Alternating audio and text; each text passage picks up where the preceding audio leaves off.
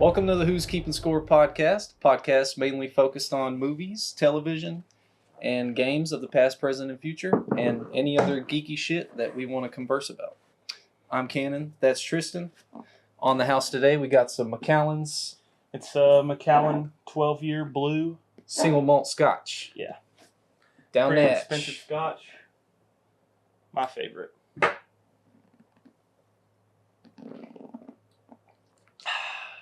Ooh, it's more sipping scotch, but it's pretty good. Yeah. From now on, I have to remove the bottle for our clips. They kept getting flagged on TikTok. Anyway. Welcome to episode 4. Yeah. Want to say thank you guys for watching everything that we've been putting out. We've been trying to get the reels and the clips out for you too, so... Yeah, we had a little problem with CapCut because of the whole TikTok situation, since they're owned by the same company. But I think we got it figured out. Yeah. VPNs, baby.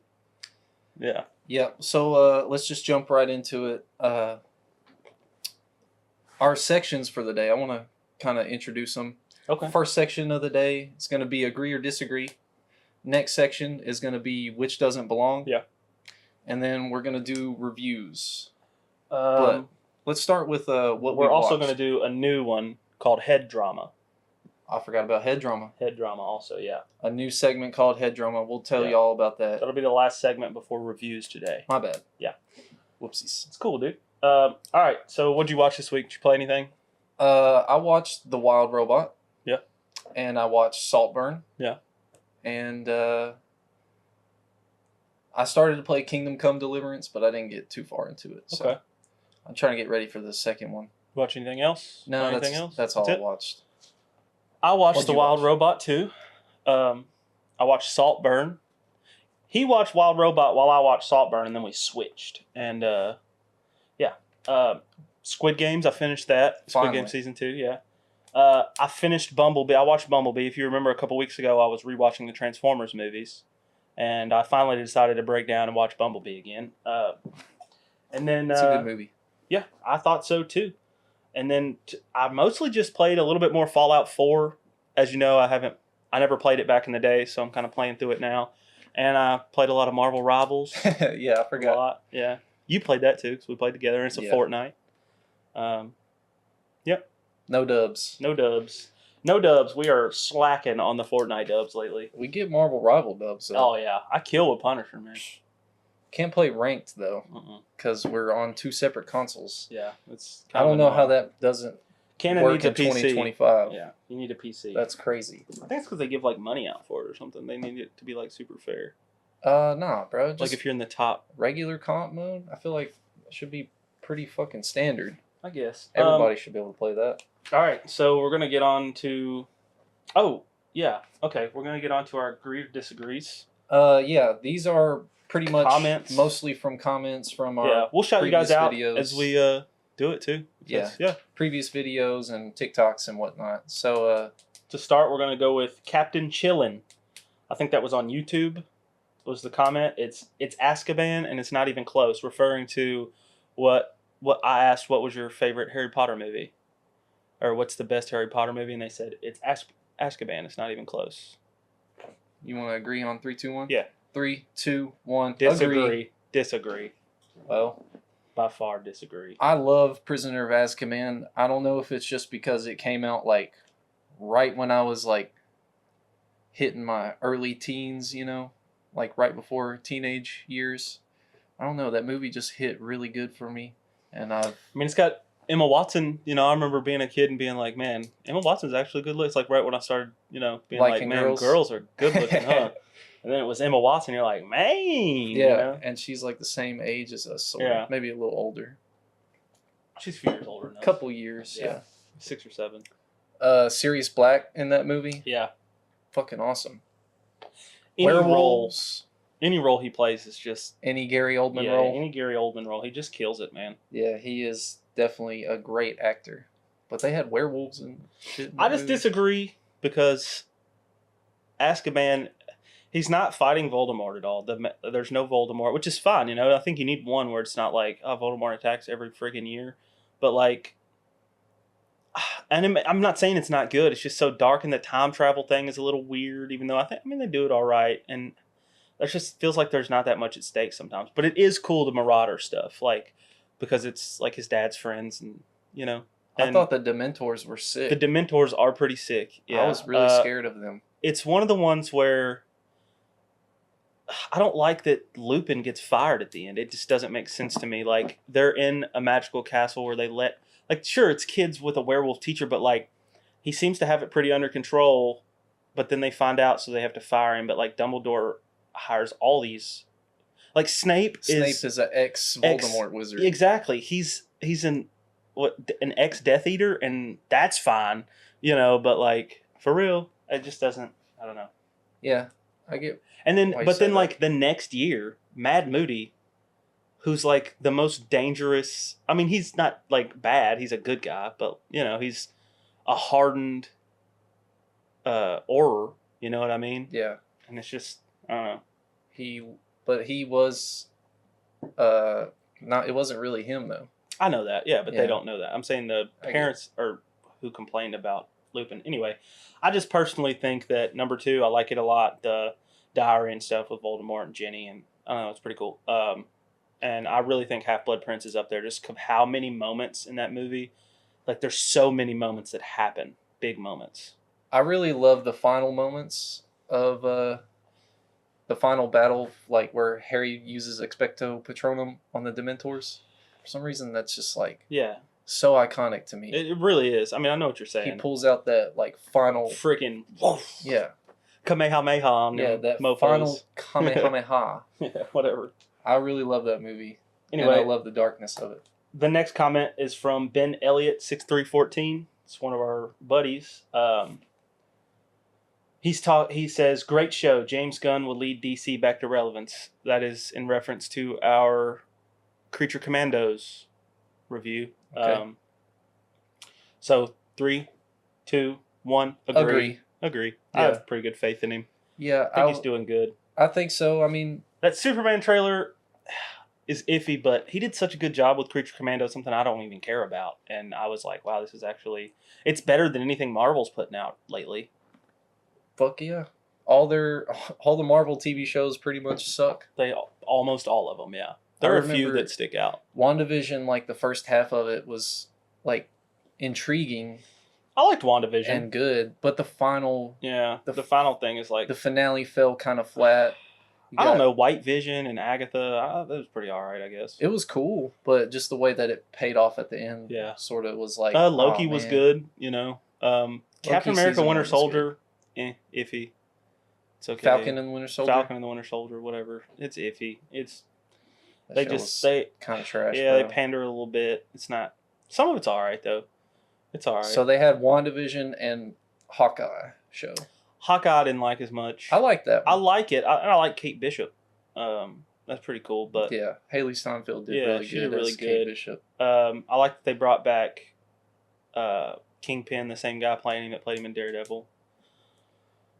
She-Hulk sucked overall, but there are moments of She-Hulk that I really enjoyed. No. There aren't no moments. You don't enjoy any of it? The very beginning, maybe. The first episode. No, see, I think that's where we... Or the second episode. I really she represents the Abomination. Like, I just thought that was cool. I like her being a lawyer. That's pretty cool. Like, a lawyer for other super people. Yeah. It's kind of nice. That's pretty cool. But then she, like, doesn't want to do it, and that's not cool. And then, like, with the stuff with Abomination, I actually really like that. And, like, he's leading rehab. Yeah. I kind of like that. That's pretty cool. That was pretty cool. It was pretty cool. The villain retreat. Yeah, that's pretty funny. But yeah, other than that, She-Hulk, it's okay. The scenes with her and Matt Murdock are pretty cool. I just think that it makes sense. I don't think they did it well, but I like the idea that the two lawyers that are superheroes are getting together. That's pretty sweet. Yeah, it's cool, but it is. I don't like them being a one night stand. Like, yeah, that's weird. I don't like that either. I mean, I guess it happens, but like, I don't know. It's weird to see live action. Like, it is weird to see live action. Just maybe leave that out. Next time, or I make just them wish like. it would have been more of a relationship. Yeah, that's what I mean. Have them in a relationship or something. I mean, it was super hilarious watching Matt Murdock in his Daredevil costume do the walk of shame home. You know, that was pretty funny. With his bare feet out. Yeah. Anyway, we agree. James Gunn, DC, could really. Yeah, I think he could bring it back. I wasn't really believing in him at first, but after Creature Commandos, I have a little more That faith. Superman trailer though, I don't know. I mean, I know, but I do agree. I do agree. I have faith in him. Everything else he's done has been pretty solid. Pretty solid. I mean, I didn't like Guardians of the Galaxy 3 as much as the other two. I thought that that's true. It was my least favorite, but I still really liked it. Yeah, I'm not a hater on Guardians 2. Everybody hates Guardians 2. That I'm not a might hater be on that. that may be tied with the first one I really like because they introduce people and it's funny. And number 2 is also, man, it's got some killer moments and I really like the ego part. And I don't know, everybody shits on it, but I really like part 2. Finding out Star-Lord's background. Yeah, I and then thought like that was whenever cool. it hits him that I put that tumor in your mother's head, Yeah. you're like, what? Like, yeah, it's pretty cool, man. Anyway, we'll move on to the next one. Altor Gaming 2374. Deadpool versus Wolverine is booty. Not terrible, but not great. 3, 2, 1. Disagree. Yeah, I thought it was pretty good. I liked it. It's not my favorite in the trilogy. I'd say it's tied with number 2. I really like number 1. Yeah, And I'd say number 2 and number 3 are tied. it's usually how it is. The first one always is the best. Yeah. Most of the time. And yeah, I mean, you rewatch Deadpool and Wolverine, it doesn't hit the same as The first time. that first watch in the Yeah. theater. But I still think that it's a pretty good movie, right? There are some bad characters, like the villain. What's her The name? villain, I don't know, Charles Xavier's sister. I don't Yeah. know. She's Her bald cap. her bald cap's bad. Her That's motivations, maybe I'm misremembering, but they just don't really make sense to me. Yeah. Yeah. But everything else makes up for that, really. Like, I mean, all the cameos, and I mean, especially the main cameo of Hugh Jackman. Like, just having him there, he kills it. Like, Yeah. it's emotional. Although the Chris Evans cameo and you think it's going to be Captain America and you hear him cuss, you're like, what the fuck? And then it's Johnny Storm. That was pretty sick in theaters. Yeah. Like in my theater, everybody was like, whoa, Yeah, I remember that too. Yeah. That was a big moment. Yeah, it was kind of like the reveal of like Han Solo in Force Awakens. Force Awakens. Yeah. Oh, yeah. Or like whenever we see the Millennium Falcon on screen and everybody's like, what the hell? Those moments yeah, in the those theater moments in the theater are they unmatched. hit different, man. You can't see them at home. Like, I know. Okay. But I wouldn't say that the movie is booty. No, I would not say It's that. not the best. It's not the best, but it's definitely not booty. It's not terrible. Yeah. There are definitely worse movies in the MCU by a long shot. For And sure. even Fox movies. There's a lot of worse Fox Marvel movies. Yeah. Dark Phoenix. Fan 4-Stick. Fan 4-Stick. Yeah. That one. Yeah. Yeah. Yeah. We don't even have to talk about it. Ben Elliott again. The Xbox 360 and PS3 were the best console generation for sure. Truly the best compromise between online gameplay, DLC, but still smaller sized games that were still stored on the discs instead of solely on the hard drive of the system you're on. 3, 2, 1. Agree.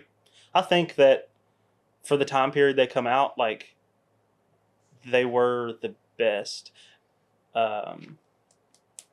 Like, do you know what I'm saying? Yeah, well, I mean, we were in the right age for. Well, I mean, even for at all any of that. age, they were. So maybe we're a little biased. Yeah.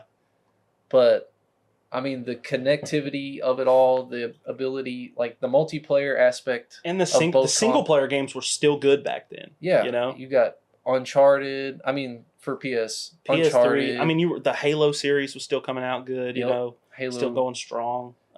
Halo 3, Halo Reach, Halo ODST, All the good ones. Halo 4. Even I mean, some people don't like that one as much, but the I don't mind Halo 4. Call of Duties of that era Were really were good. some of Absolute the best that peak. we've ever had. Yeah. I mean, but even like the Assassin's Creed games on PS3, unmatched. Hasn't been. Sure, the Assassin's Creed games look good now, and they have a longer story, but like the ones on the PS3 were like playable. Do you know what I mean? Yeah. And had a story that you could.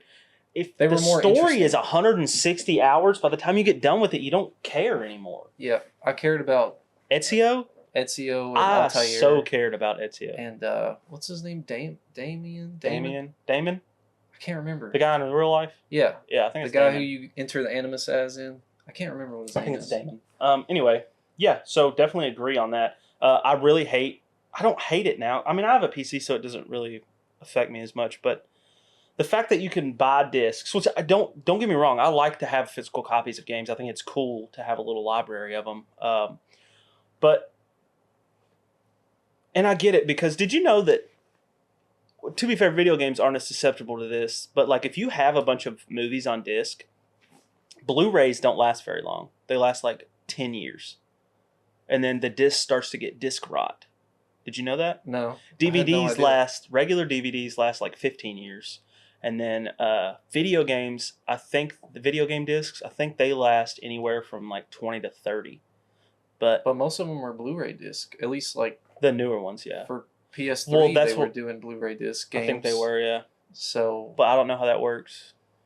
I don't know. I just know that if I popped in my, you remember when the PlayStation games were black on the back instead of silver? Like PS1 era? PS1 era. Yeah, I remember. So like I have SpongeBob SquarePants in a desk drawer downstairs, and I popped it in my PS1 out in the garage like a week ago. Still worked. And it skipped a lot because it's scratched, but it worked. And that game is probably 20-something years old. You know? Yeah. And I'll have to check out, because I do have some movie discs that are quite old, so I might pop some in and see. But I don't like how you have to download the disc. It'd be different if you had the option to download the disc, because I don't know if you know this, the discs now just act as keys. Like you load the disc, you download the game, and then it doesn't matter how scratched your disc is. You load it in as a key to play the game, which is cool. But then you have to buy all the hard drive space when there's a disc that has space on it. Yeah, I understand. So if it was an option, that'd be different. But so that way you could pop in a disc and just play. I don't like having to manage my library. Thank you. For sure. Like, every time I want to play something new, I'm pretty much having to delete something. Maybe I haven't touched it in a while. I understand, but like... And it is nice now that so much space. PS5s and Xboxes, you can add in SSDs now. So that's pretty cool. Yep, I did that for sure. There's no other choice. Way, yeah. You have to. It's just that... And I think they're a little bit cheaper for the Xbox and PlayStation, which is nice. But as for having a PC, let me tell you something. To get something that reads and writes good it's so expensive just for space to store stuff. But everything's expensive, so it doesn't really matter. Anyway, we'll move on to the next comment, who just so happens to be Ben Elliott again. He's really hitting us up on these comments, dude. Yeah, thank you, really Ben. giving us some good agree or disagree here. Yeah, thank you, Ben, so much. We might have to have you on the podcast one of these days, because you are really killing it in the comments. Yeah, and in our group chats. Honestly. All right, lifelong Star Wars fan, and I'm sad to say that Disney has finally killed my desire for new Star Wars content. Ready? 3, 2, 1. Disagree. Agree. What? Disagree. You know why? I haven't finished it, but I watched the first episode of, which, to be fair, I wasn't going to, and then I started watching Skeleton Crew. Episode 1. I thought it was boring. I liked it. I like the idea. I only watched the first episode. I mean, I don't like the idea. Like, show me some lightsaber action. That's what we want from Star Wars. But if they're gonna do something different, like, I'm still gonna watch it most of the time. Like, dude, if the premise is there, for sure. Yeah, like, well, Skeleton Crew. It just didn't. The premise doesn't like. It didn't me either. But then I heard somebody talk about how it's just like Goonies and pirates in space, and I'm like, I like pirates. I like the Goonies. Yeah. And then I watched it, and it was kids going to school in the Star Wars universe, and it's kind of like Stranger Things.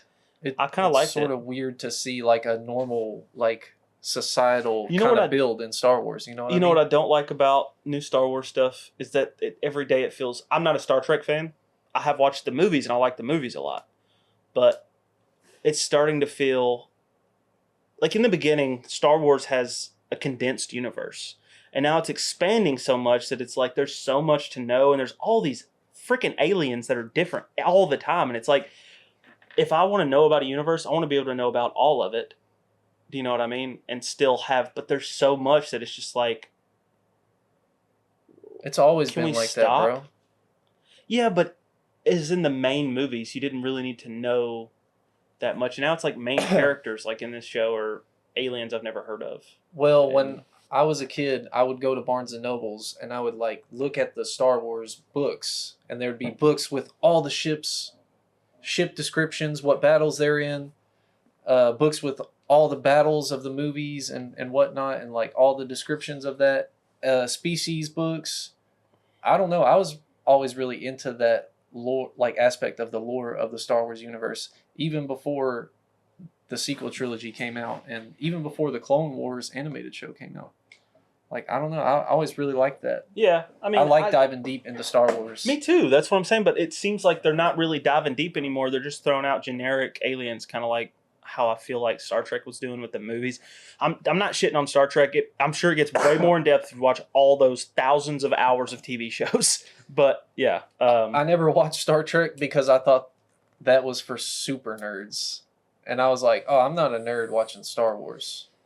But I mean, if I watch Star Trek, that's really no. I nerdy. mean, I get it. It's like, but there's just so many TV shows now that it's the movies are good. The ones with Chris Pine, I like those movies. Yeah, I know people have their opinions, but they're not bad. I don't think. Anyway, I remember when those were coming out. we'll move on. This is from. Oh, that's weird that it has. Oh, okay. This is from It's Dirty Q-Tip. That's one of our buddies, Q-Tip. He's in the Air Force. Thanks for your service. I heard Path of Exile 2 is pretty fun. Agree, disagree? 3, 2, 1. Agree. It's not bad. It's pretty fun. I wouldn't say it's. I wouldn't say it's fun. great, but it is something that I like to play while I'm aight. like me, him, and our buddy. It's Dirty Q-Tip. We will hop on Discord and talk to each other. It's something that you can mess around with while you talk, and it's kind of fun to. It's like a third person type thing, like Diablo style. Yeah, Diablo style. Or if I'm watching TV, and I want to play something without sound, I'll play that because it's just music and swords and stuff. It's really in depth if you like pay attention. Yeah, apparently to it. Q-Tip is a super nerd about it and knows all the lore, and it's a little ridiculous. He plays from 6 a.m. to Yeah, 6 plays all day, p.m. freaking every no day. life. I Tax see him dollars on- at work. paying for his addiction. Mm-hmm. All right, here's It's another all one right. from Ben Elliott. But this is a reply to @Andrew Hagedorn, who is also a big fan of the show. Thank you, Andy. Thank you, Andy. Appreciate you. Thank you for your service too. Oh.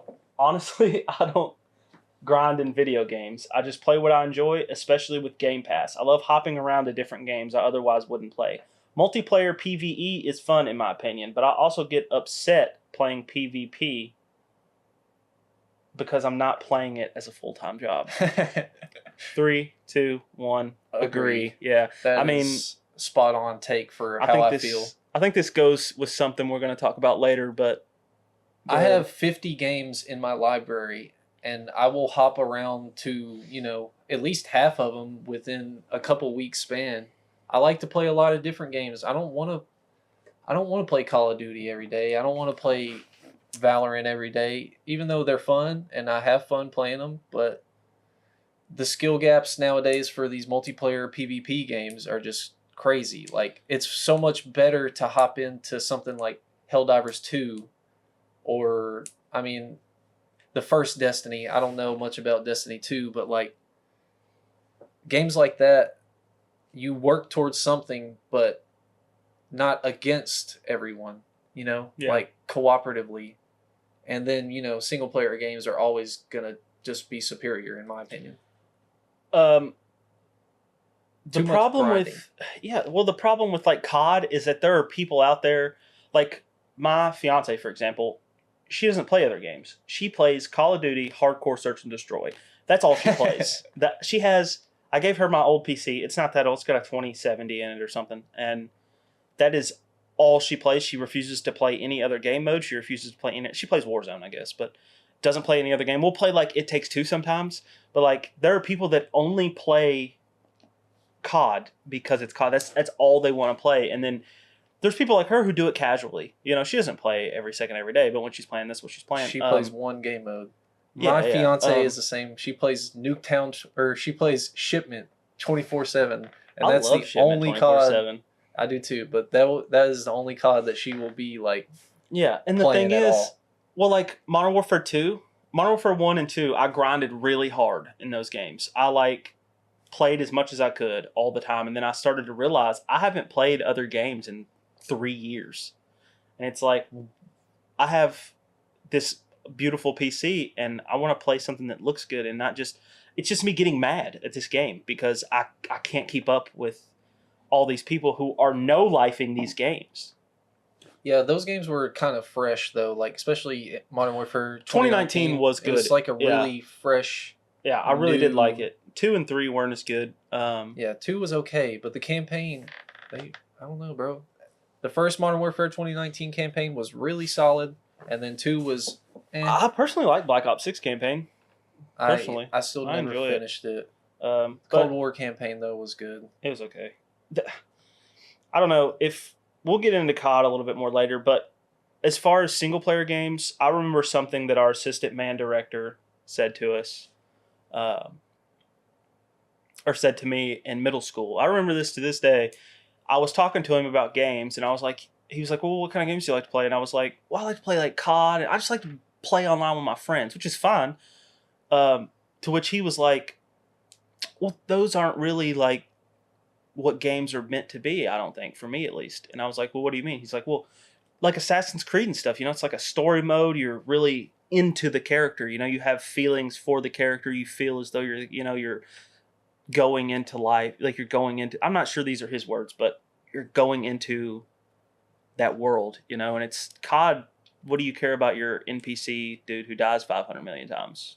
True. Who's it's just like killing other people. Arcadey experience. Yeah, it's that's what he said to me, I think, was like it's an arcade type game. It's not really. He's like, so maybe branch out. And that's when I started actually. I mean, I wasn't not playing single player games, but that's when I decided to start playing Assassin's Creed a little more because he recommended it. And I started playing more Assassin's Creed. Yeah, so shout out to Keith Kinder. Shout out Keith Kinder. Anyway, yeah, those are all the agree or disagrees we have. We agreed on most of those. Yeah, we did. We agreed on most of them. So you want to do our what doesn't belong? We're going to do another segment of that. Sure. Okay. You want to go first for me? Shoot. Yeah, I'll go first. Uh-oh. Yeah, I will in fact go first here. I got ready for this one? Yeah. PlayStation, Xbox, NES, and Atari 2600. Atari 2600. Nope. It does belong? It belongs. I don't know. PlayStation 1, Xbox, the original, NES, and Atari. NES? Nope. What the hell? I don't know. It's the Xbox. It was the only console maker whose first console that come out had Xbox Live, had a multiplayer online feature. I should have known that, bro. I never played multiplayer when I was that young. No, me either. Cool, you had to like hook up Ethernet, and I think you had to like buy a server or something like that. I just know it was super complicated. They did have online features. Yeah, it was a weird time back then for multiplayer. Yeah. When it was first starting. That was a good one. Thanks, man. Outside the box thinking. All right, I got one for you. Okay. All right. Peaky Blinders. Okay. Dunkirk. Yeah. Oppenheimer. Peaky Blinders, Dunkirk. And Dark Knight Rises. Peaky Blinders, Dunkirk. Oh. Peaky Blinders. Not directed by Christopher Nolan. No, but that is very fucking good. That is very smart. That is not. That is definitely not what I was thinking. But okay, that's a good one. Thanks. You kind of outsmarted me on that. Go again. What were they? Peaky Blinders, Dunkirk, Dark Knight Rises. Dunkirk doesn't have Cillian Murphy in it. It does. Dunkirk does. It does. Yeah, he plays. Dark Knight Rises is what you said. Dark Knight Rises. Oh, Dark Knight Rises doesn't have Cillian Murphy in it. It does. Well, he's in. He makes an appearance. I thought he was in the second one, but not the. Oh, he does. He makes an appearance. He's in the third one, not the second one. He's in the first one. I know he's in the first one and the third one, but he's not in the second one. Yeah, I don't think he is in the second. He does make, because whenever they're in the town hall, he's the one. Like, he's acting like the judge in the town hall in the third one. Yeah, he's got like feathers popping out of his suit and starting to look like Scarecrow. But no, that's not it. Peaky Blinders is a TV show? Good guess, but no. Oh my gosh, dude. Think about... They all have Cillian Murphy in them, too. Okay, you're onto something. That's one thing that keeps these in common. Okay. But there's another aspect but that doesn't. 3 of them are in common. Okay. Just guess, man. Just guess. What do you got to lose? Nothing. Dark Knight Rises isn't a period piece. No, but that's another good guess, brother. I'm kind of killing it. You were kind of killing it in every way. I'm about to just expose you. Expose it, dude. What do you All got? right. Peaky Blinders, Dunkirk, Dark Knight Rises, and Oppenheimer all have Cillian Murphy. They also have Tom Hardy, except for Oppenheimer. Tom Hardy is... See, I've never seen 1917 or Peaky Blinders very much. I've seen like the first season, but I don't remember very much of it. I don't remember if he pops up in the first season, but he is a pretty significant character within the show. Okay.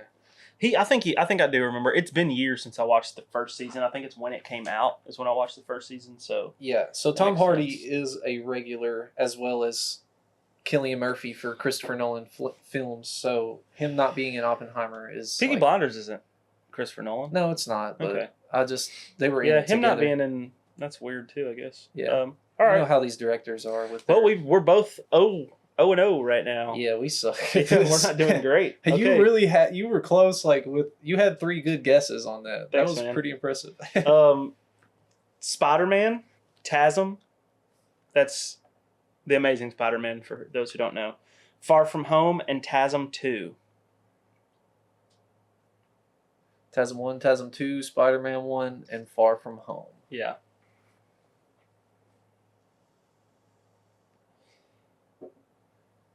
This has something to do with a side character. Agreed, it does.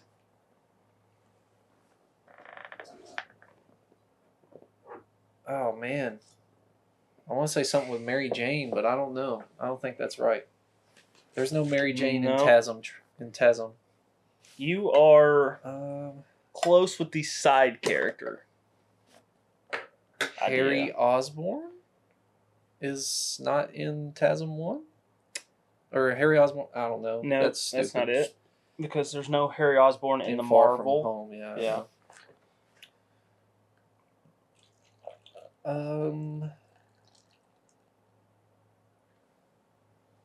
Somebody dies in all of them. All of them. Yeah. Yeah. Okay. Think about. I need a little help, bro. I'm sorry. Think about the plots.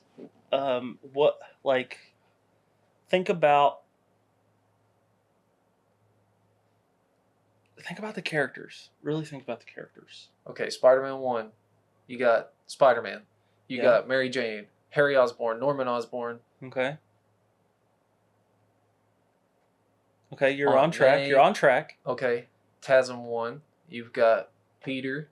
Okay. You've got Gwen. Yeah. You've got her father. You've got Dr. Connors.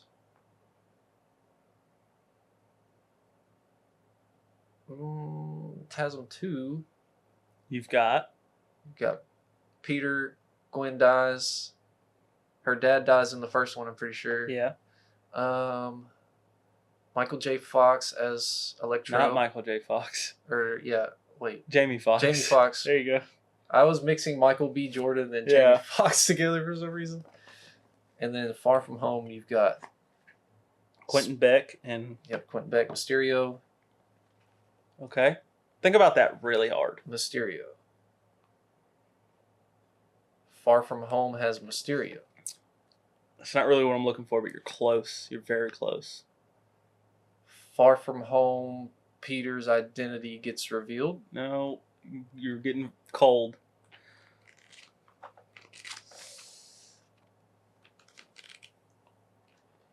Far From Home. It's Far From Home. It is Far From Home. You're right. It is. But why?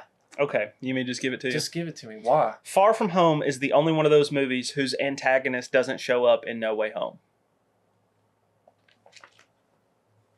Okay. Rough, right? Yeah, that sucks. That sucks. You're mad at that? I thought it took me a minute to come up with that because I was like, man, I thought there was because I was going to do one of the older movies, but I'm like, oh, all 5 of the antagonists from the other ones show up, so that's why Yeah. No, these are supposed to be hard. I like that. That was good. Yeah. I'm just so slow. No, it's fine. I really did try to make that one a little bit harder. Because I thought the first one was a real giveaway, honestly. Like I thought I could get you maybe, but I really thought you were going to come in with that Xbox having Yeah, I should have known that. I should have known all network these features. Anyway, go ahead with your second one. I know you got another one. Oh, you're gonna probably really love this one because I know that you love most of these people. These are actors. Okay, bet another actor's one. Good. I like these actors ones a lot. All Yeah, right, me first off, we got we got Kristen Milioti. We've got Who? Kristen Milioti. Who is that? Look up a picture of her. Maybe. Okay. I'll let you look up a picture. I think I know who you're talking about. She's playing the mother on How I Met Your Mother. Yes. Okay. So Okay. stop. Okay. Okay. Jason Segel, Okay. Neil Patrick Harris, This is How I Met. Baby, And- wait for it. Right here. Kobe Smulders. They're all in How I Met Your Mother. This is true. Okay. But who doesn't belong between the four of these actors from How I Met Your Mother?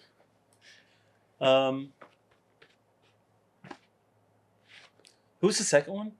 Oh, wait, no, I was thinking Neil. Kristen Milioti, Jason, Kristen, yeah, Neil, okay. and Kobe Smulders. Think about other. Was this at all superhero related? Yes, It is. it is. Neil Patrick Harris has never been in a superhero movie. That's not right. He's been in a superhero movie? Project. Okay, well then it's Jason Segel's never been in a superhero There project. you go. That's right. Jason Segel. What project was Neil surprisingly, Patrick Harris in? He voiced Spider-Man in 2003. Really? In the new, it was Spider-Man, the new animated series in 2003. He voiced Spider-Man? Yeah. I didn't know that. Peter Parker Spider-Man. Neil Patrick Harris did. Look it up. I'm going to have to Promise. watch that because It's I'm a pretty big horrible fan of his, looking dude. show. I'm The sure show it is. looks god awful. I'm sure it is. I'm a pretty big Neil Patrick Harris fan, though. I mean, I have his catchphrase from How I Met Your Mother tattooed on my arm, so Well, I'm surprised you didn't know that. I am surprised I But didn't know I'm that. also surprised Jason Segel hasn't been in any. kind of. I thought for some reason he was in Guardians 2. I feel like he's a big name for sure. Yeah, but I know something about Jason Segel. Here's some How I Met Your Mother facts. He starts, not saying he did a bad job because I still love every second of it, but he stopped trying as hard in the later seasons because he signed on for 9 seasons. So he's contractually obligated to finish it. He stopped trying as hard as in putting in his effort for the show because he was mad because his name was getting bigger because he was in other things. And there were other movies he wanted to do, but he couldn't do them because he had to film for How I Met Your Mother. So he stopped trying so hard. He stopped trying so hard as in putting in, like, the character's still good and his acting is still great. Don't get me wrong. I just assume what that means is that he stopped putting his ideas as good into the Marshall character as he could have, which is fine. I still think it's, to be fair, in season 9 Marshall, some of the jokes compared to earlier seasons, Jason Segel does an amazing job, and he kind of gets a character about him in season 9 that doesn't feel as real. But I don't think that's Jason Segel's fault necessarily. I don't think he meant to do that. But yeah. Anyway, I've never watched. so something about him Very is much that of I that know show. he was he wanted to do more movies himself, As a Because to main be fair, one of my role. favorite movies, it's not on my top 10 or anything, but 5 Year Engagement, it's a long movie. It's got him and what's John Krasinski's wife's name? Amelia Krasinski. No. I don't know. The chick, she's in the You Can't Talk movie. What's it called? Quiet Place She's in Quiet Place. That girl. The main character. with John Krasinski. Yeah. That's don't- his wife. I don't know. I don't know what Anyway, her name she is. she was in the 5 Year Engagement. Kevin Hart's in it too, and Chris Pratt. Oh, It's a real good movie, man. It really is. rom-com. It's a rom-com, Delight. but it's, I like off-the-wall rom-coms that feel a little more real, like That Awkward Moment or Two Night Stand. You watched that, didn't you? Is that With Miles Teller and that other chick? Never Oh, seen I that. thought I thought I told you and Haley to watch it. Anyway, You probably did, but we didn't watch I thought she said y'all did watch it. Anyway, I like those kind of movies, and 5 Year Engagement is one of my favorite one of those. I have it on Blu-ray and DVD because of that. Just took it from Family Video. Gang gang. Hey, I mean, we're on the podcast, but we can just talk about stuff sometimes, you know. You know what would be cool, dude? What? Did you notice that the Family Video signs are still up at the Family Video we worked at? Are they really? They're still there. I haven't really noticed, but the building has sat empty for like 4 years. I'm thinking there's a phone number on the front. I'm thinking if we call that phone number, we might be able to get those Family Video signs. For a lump sum of cash, probably. Probably not. You think they wouldn't just give us, like, if they were like, yeah, if you come and take them off, you can have them. Are you serious? You think that they're going to let us just Who else is going to use Family Video signs? I don't know. And I'm sure they wouldn't charge us. I mean, we'll be like, hey, we'll come and get them if you just give them to us, and we'll take them down and we'll paint over where they were, you know? It would be pretty sick if we could get that for the background. I would put it right there. But we might have to do some illegal activity. No, we can't steal them. They say no. No, I think they'll say yes. I mean, we might have to pay them a little bit, but I think they'll give them to us. So you say there's a number on the front door? Yeah, we should go check it out. I'm down for that, honestly. That'd be cool, right? I There's would 2 love of them, that. so we would each get one. I wish we would have stole the freaking disc cleaner. Oh yeah, that disc cleaner was nice. Huh? That thing Yeah. worked so good. It did. I've had other ones and they didn't work. Anyway, You know what else would have been cool? Are the posters that were for sale. I don't know what they did with them, but I know they didn't. It's not. I don't know. They But probably we had a just lot of trashed movie them. posters. I know. I wish our old manager would have just kind of been like, "Yeah, you can take them whenever." Because she like tried to sell them, but nobody ever bought them, and I would have loved to have every one of them. To be fair, we didn't work there when it shut down. No, I know, but I'm saying even You when know? like I wish that when we took them down, she would have just been like, "Yeah, you guys can have them for like $1," instead of keeping so many movie posters and no one ever buying them. Yeah, I'm pretty sure they just sent them back to the No, there was a whole. You don't remember there was rolls in the back room. rolls of posters in the back. Oh yeah, in the very back closet. Yeah, they were just lined up in there. Yeah, I remember that. It would've been cool behind to the have porn some. room. Yeah, behind the porn room. If you go through the porn room and you go to the left, Yeah, there was a my closet. grandparents stopped going there when they found out there was a porn room. I was like, yeah, I get it, but it's not Blockbuster, and it does say Family Video, which is wild that they sold porn, but whatever. That is It is so pretty wild. crazy. It is wild that they were just like, and you remember the old dude who would come in You every would- week? What was I his know. name? I was gonna say you would be surprised by the amount Of people. of regulars. Yeah. Not And this even isn't just- 1995. This is 2019. Yeah, People are coming in daily to buy a porn every day. mainly And we get like older 3. Yeah, people. mainly older people. There was a Older men. few like couples who came in who would like, haha, they'd rent a movie and a porn or something, you know. I don't think I ever had a couple get a porn. It was literally, I mean, I definitely saw couples come in there and buy it them. was old people every time. And we did have this one regular. He would send us a list. Yeah. And You have this shit ready by the time he I get would. there. He would have us a list of shit to be ready whenever he got there, and we'd go back there and get it. And he would always smell like lotion. And that's just super gross. They And smell- sometimes you'd get the movies back, and there would be nasty stuff all over them. It was pretty gross. Yeah. That was a wild time, Mm-hmm. honestly. It was, I don't mean to crap on the job. It was a awesome job. And It definitely our was. manager, I think she gave up like law school or something. Not law school, but like she was going to work at the courthouse, and she gave that up to full-time FanVid manage. And I mean, Which yeah, is is cool. it dumb? Maybe. Maybe. But it's super cool because I get it. That place was a badass place to work at, man. yeah, Yeah. it's definitely a top 10, top 5 job I've ever had. It's my favorite job For I've sure. ever had. Did we get paid terrible money? Dog $8 shit. an hour? Whatever. But it was still amazing to work there. I loved it. And getting hounded for sales, I don't miss that I have a necessarily. screenshot of me for like 2 months straight outselling. And when I say outselling everyone, I mean that my sales were more than everyone else's sales added together. No, they were not. You want to bet?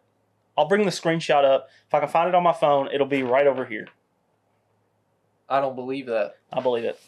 I have pictures. I have the receipts, buddy. I remember I was definitely the top seller for a couple of weeks, but Maybe a couple weeks, Not but whenever very I got many. it going, when I got it going, I had it going.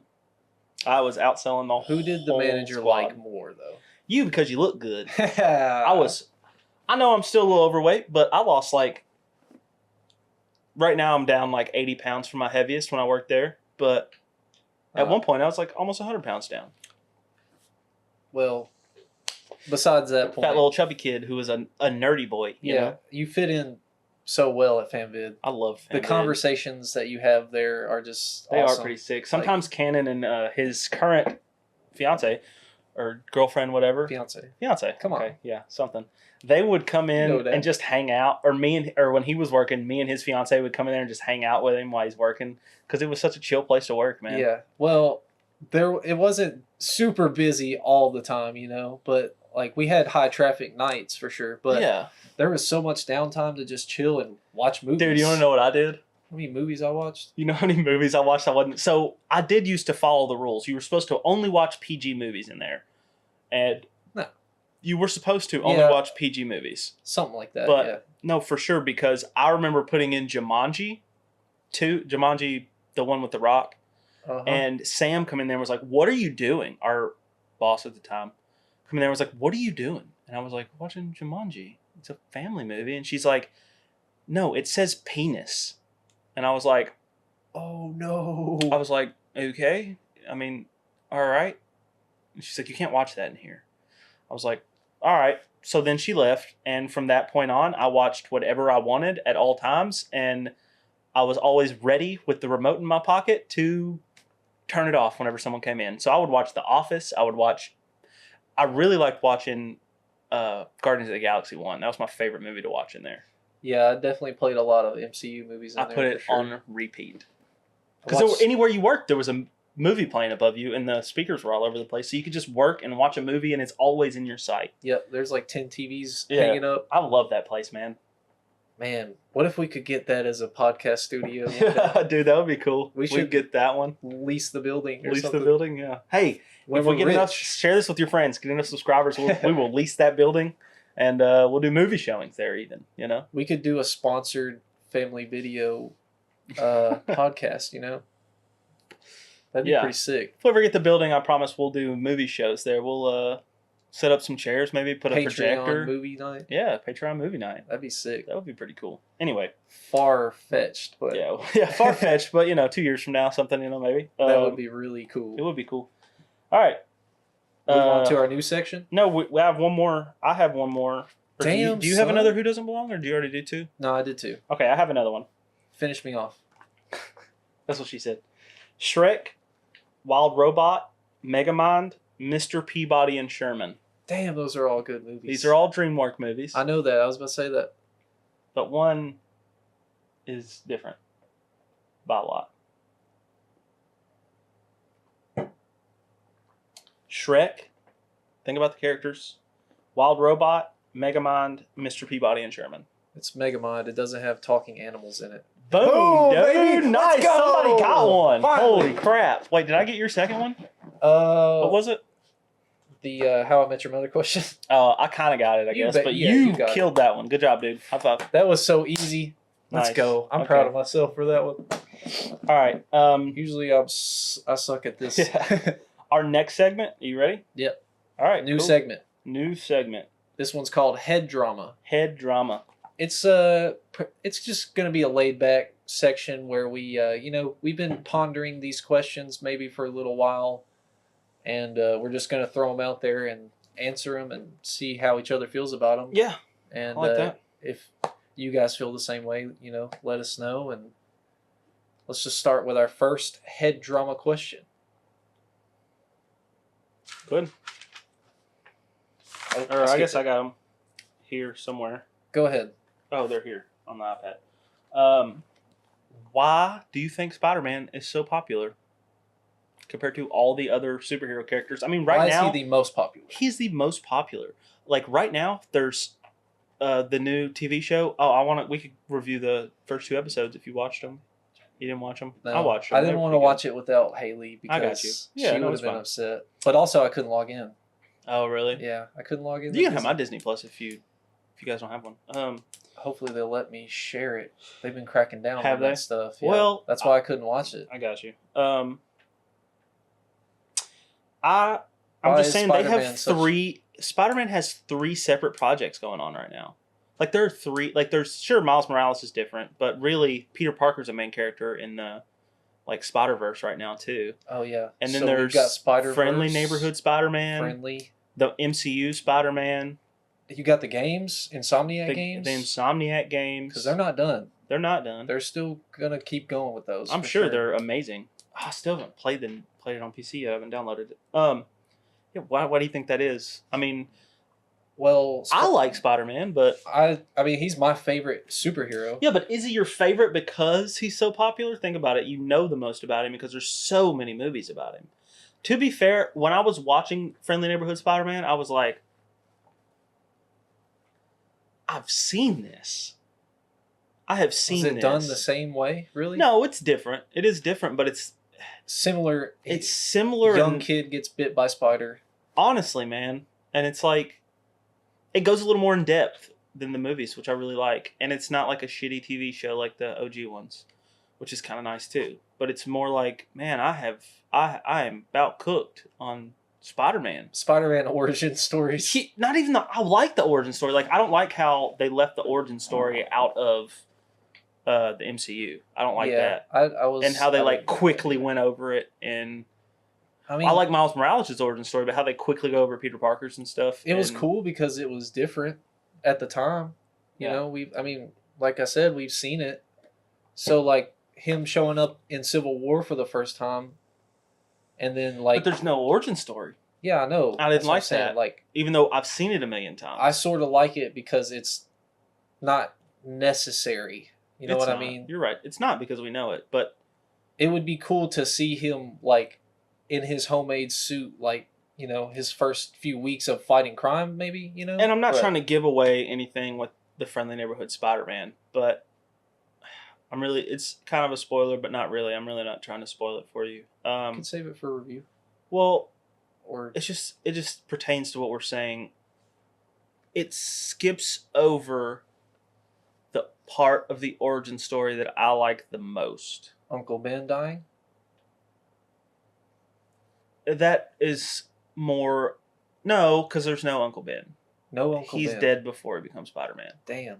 So it's just like the MCU's Peter. There's no Uncle Ben in the show. Yeah. So I gotcha. yeah, that's not really a spoiler, I guess. But no, I mean you see him get bit by the spider, but it skips over the what are these powers that I have and Yeah. stuff. Like him, like. Yeah, it's you go straight from that to a homemade suit. Yeah, I don't know if I really love that homemade suit or not. Like him having his web shooter. Oh, you've seen that? I've seen the suit, you know, but I think it's cool because it's just 2 episodes, so he's only been in like half of a fight. You know what I mean? yeah, And so it doesn't really come into play as much. But I'm like, this thing really like It's a weakness. It's definitely a weakness. So I'm assuming that it gets better though. he gets the Future Foundation white suit. I saw that in the trailer. Oh, did you? I haven't watched any of the trailers. Yeah. I'm a big fan of not watching trailers for stuff I think I'm gonna like. Well, there's 2 different types of trailers most of the time. You've got your trailer that shows the whole movie. The whole movie. It shows the whole movie. That's super annoying, isn't it? And then you've got your trailer that just like is like scenes mixed together with no real context. Like most horror movies have trailers that reveal the entire premise. Yeah. I watched the Wolfman trailer and I was like, why the fuck would I go watch the movie? You just seen it. I saw the whole movie. In Maybe the there's trailer. other stuff, you know. Yeah. Well, Maybe. But I feel you. That's something I would watch the trailer for because I have I only watch trailers for things I have no intent on going to see unless it's like obviously I'm going to watch the Superman Legacy trailer, you know. yeah, Yeah, but like for sure. if it's something I think I'm going to like this Spider-Man show, it's Spider-Man, I'm going to like it. Anyway, No need to watch it. yeah, let's get back to why is he so popular. What I'm trying to say is like there are other MCU characters or DC characters that I like a lot. And I mean Batman's popular. I would say Spider-Man and Batman are pretty and- close. Yeah, I mean that's just how it is. But That's how it's Batman always has a been. lot of. Well, I think it's mostly because they're relatable It's- at some level. Even though I mean he is a billionaire, but Yeah, it's the amount of content. Also, that's being pushed. yeah, Can we push some other content, please? For Can we sure. push someone else? That's why Superman Legacy needs to be good. Yeah. Because there's just not as much Superman content. Well, it needs to be Especially- Superman being Superman, not Superman being just an OP, can do whatever, or whatever happened in Man of Steel too. Like, it needs to be the thing that Superman does, like I've discussed, I think I discussed it last podcast, is yeah, he can do anything. That's the freaking point. But he wouldn't do the things. He wouldn't do the things that happens in that movie. Exactly. He doesn't let people die. That's his thing. Yeah. Yeah. But in that movie, he kills them. Freaking throws Zod through buildings with people in them. Yeah. He's killing people. That doesn't happen. It's like worse than 9/11. Oh, it's definitely worse. Imagine- They destroy Metropolis. It's definitely. I mean, I think Spider-Man is the most popular superhero and character. Just like well, he's a high school dude who like anyone can be Spider-Man. Yeah. And everyone wants to be Spider-Man. Like that's true. Because of his powers, like they're not something crazy. Like it's something. And the like video games webs. make it fun, but Yeah, you just get to be Spider-Man. I would argue a video game about Iron Man, if they made it right, would be just as fun. Flying around like that, It could be. If they put effort into other characters as they do Spider-Man, I would say they could have, if they put the effort they put into Spider-Man, they could have 10 superhero projects that are just single projects that are blowing other shit out of the water. Like, put that much effort into, I don't know. I mean, a Doctor Strange TV show horror style thing would be pretty cool. I think that's relatable too. Or even an Iron Man one, even though maybe I'm just saying that because Iron Man is already so popular from MCU, but like the Fantastic Four, there could be a TV show. I mean, if they just put the effort in, Yeah. that they do into Spider-Man, I think they could make something good. Yeah, I just think it really boils down to the origin story and the fact that he's a young, person being in school. And Well, he's like an outcast sort a high of nerd. schooler, and that's like when you get into shit like this. Yeah. Everyone could fit into that role. Well, in some point in their life. okay. No. You want to go on to our second head drama? Yeah. Okay. If COD never existed, would video games be better? I don't think so. I think I think there's been a lot of great COD games, and they've set a certain standard for fluidity of gameplay. I don't want to say storytelling, but like definitely not storytelling. some of the old CODs have good stories. They're short, very short. It's a short action movie that you get to be a part of. Yeah, it's just pretty fun. So like I don't think World that at we War? would be better off without it. World at War was pretty fun. There's actually, did you know there's a Saving Private Ryan Easter egg? egg? Like, I just remember playing it. I played it on the Wii. So, like, there was a gun thing you could remember buy. that. And I played multiplayer on the Wii, too. Oh, it was God. wild. Yeah, but there was a sequence in that movie where it's like, go save Private Ryan. Go save him. Like, somebody's yelling that at you, and you go save that. You kill somebody while he's like, getting his neck cut and kill him, and you save Private Ryan. It's pretty funny. Yeah, I like Ghosts. I know you do. That's I like my Ghost too. favorite.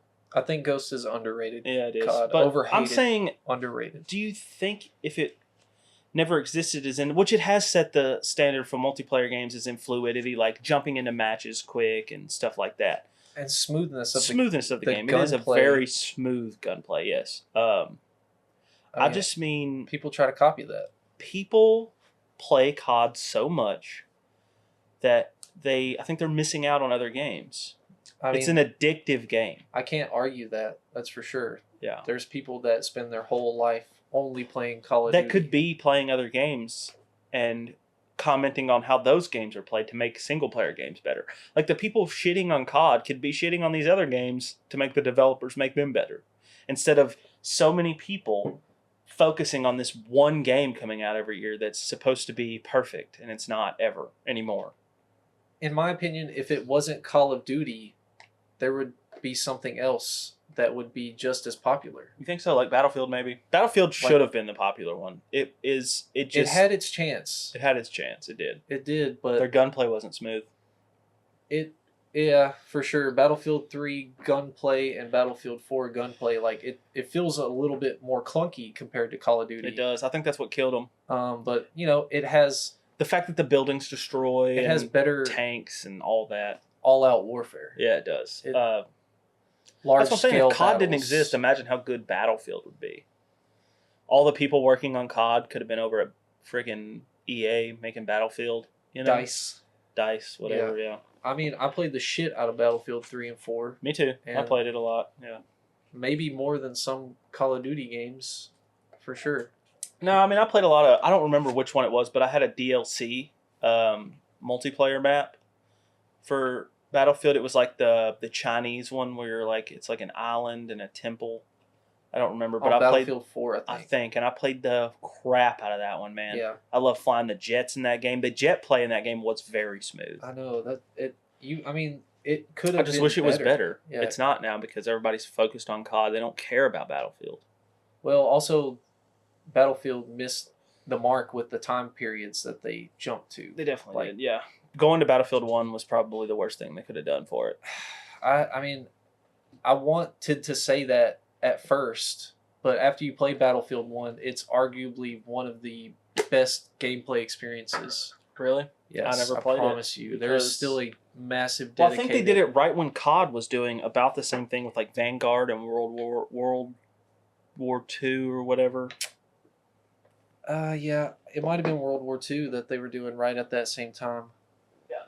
But then Battlefield 5 went to World War II, and they ramped up the fantasy of it.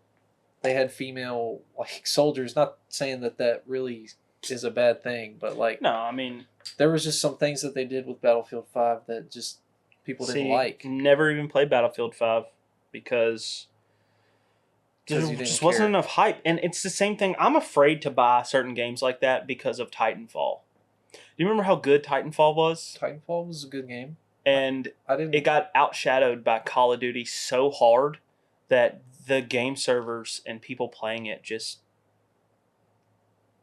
didn't last. But they still made a second one. They did, and I liked Titanfall 2 also. But what I'm saying is after a few weeks it was like you could notice that it was taking a long time to load. You couldn't get into matches quick. And then there were those people that were no-lifing it, and those were the only people left. Yeah. Because everyone else was going straight to COD. And I don't know. I really like Titanfall, and I wish it would have done better. I think it is a... If they came back with the Titanfall 3, I think it would do way better. I think it would do so good. And you know what I think would help it? Is, what's that game you had me download? With the bugs? Helldivers. I think Helldivers would really help it out. I think they could take something from Helldivers. A PvE mode. Yeah, or like... Yeah, exactly. Or like just the fact that Helldivers did so good, and it is not PvP hardly at all. No, it's not. Yeah, exactly. I mean, you can kill each other. Yeah, but like, I mean... But that's treason. That it's not a COD game, and it's a gun game, and it did so good, but it's multiplayer, you know? Yeah. So you're saying that if it didn't exist, you think games would be better? I think they would. I just think the people working on them could be at other studios. I think that the players could be playing other games to make, and players make the games really. I mean, the developers make them. I'm not shitting on developers. I just mean like player input is what really helps games out. Yeah, engagement. Yeah, and I think the engagement with other games would be a little bit better. And like, the money imagine spent. Halo Do you know if much COD didn't freaking exist. money COD gets? Yeah, billions, trillions. So much money. I mean, imagine that amount of money Overtime. being spent on these story mode games even, Yeah. I don't know. It's an empire, and I'm over the empire. It needs to fall. It does. It does. We're honestly at a very low point for Call of Duty. Like, I know the I think player so, too. numbers are very low right now. Well, I really like the zombies mode, if that helps any. Black Ops 6 Zombies is, like I've said before, my second favorite. I wouldn't say that it's carrying. Most people are still playing multiplayer. No, most people are, and that's what they're always going to play. Even if the next COD that comes out is absolute ass, people are going to still buy it and play it because that's what they know. That's what they're used to. That's what they've been doing. Yeah. You know? Yeah, I mean, Emily didn't like it at first, and then she played it. She's like, well, this is still the only thing I like. Anyway. It is very easy to jump into. It is. It is pretty easy to jump into. Mindless almost. It really You is could mindless. argue mindless. I personally turn my volume off and watch TV on my other screen when I play COD sometimes by myself. I do too. I'll definitely cut on a podcast or a YouTube video and like I'll Yeah. just be like killing. That is something I like about COD. Yeah, the mindless activities. Yeah. Sometimes that's good. Our next head drama. What is so bad about the Sonyverse? That For those question- of you, I know some of our fans are people that watch our show. Some of them may not know what the Sonyverse is, but it's like Morbius, Madam Web, Craven, Venom. It's Sony owns the rights to the Spider-Man universe, so they own all his antagonists, his villains. Yeah, and they have leased the rights of Spider-Man to the MCU for a while, so they have been, or to the live action at least.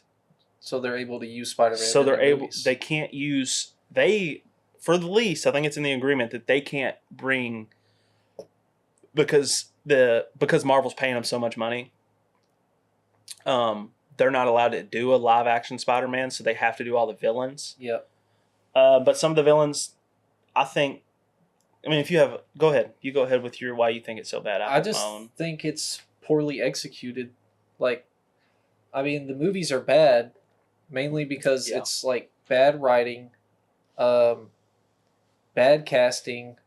Absolutely. It's like they don't ever. The casting. The execution part is the biggest part because it never goes anywhere. Like, we don't have a Sinister Six.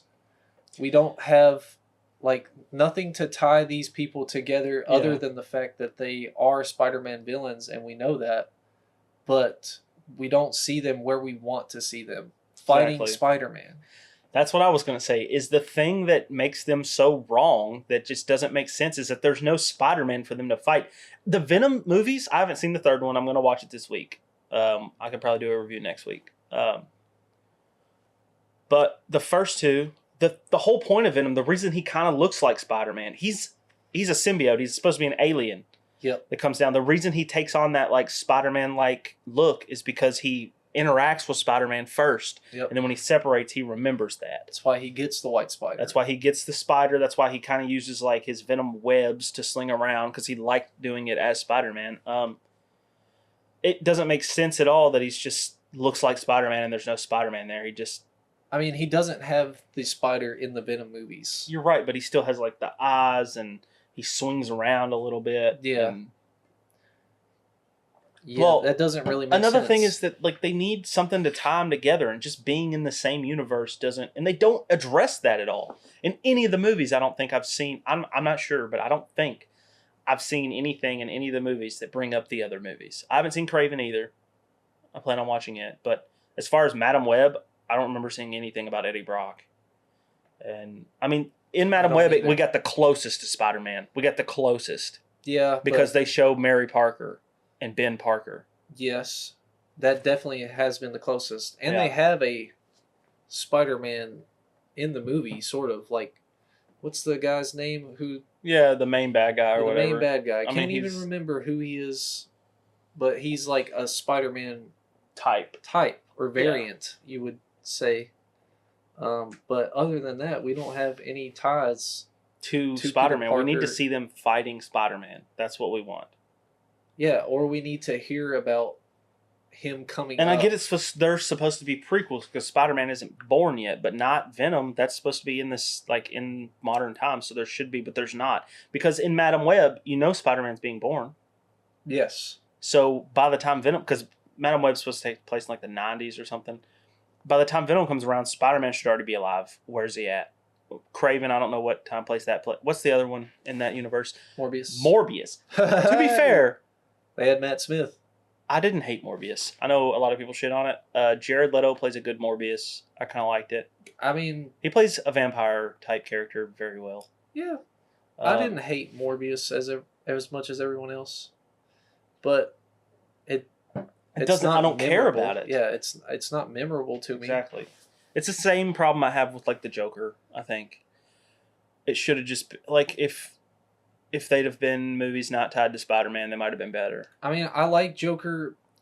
Joker does it better than the Sonyverse movies. It's kind of similar in a way, but they have a young Bruce Wayne in it. They but have Madam Web has a young Peter Parker in the belly, like yeah, but like but the Joker doesn't lead to anything. It doesn't lead to him fighting.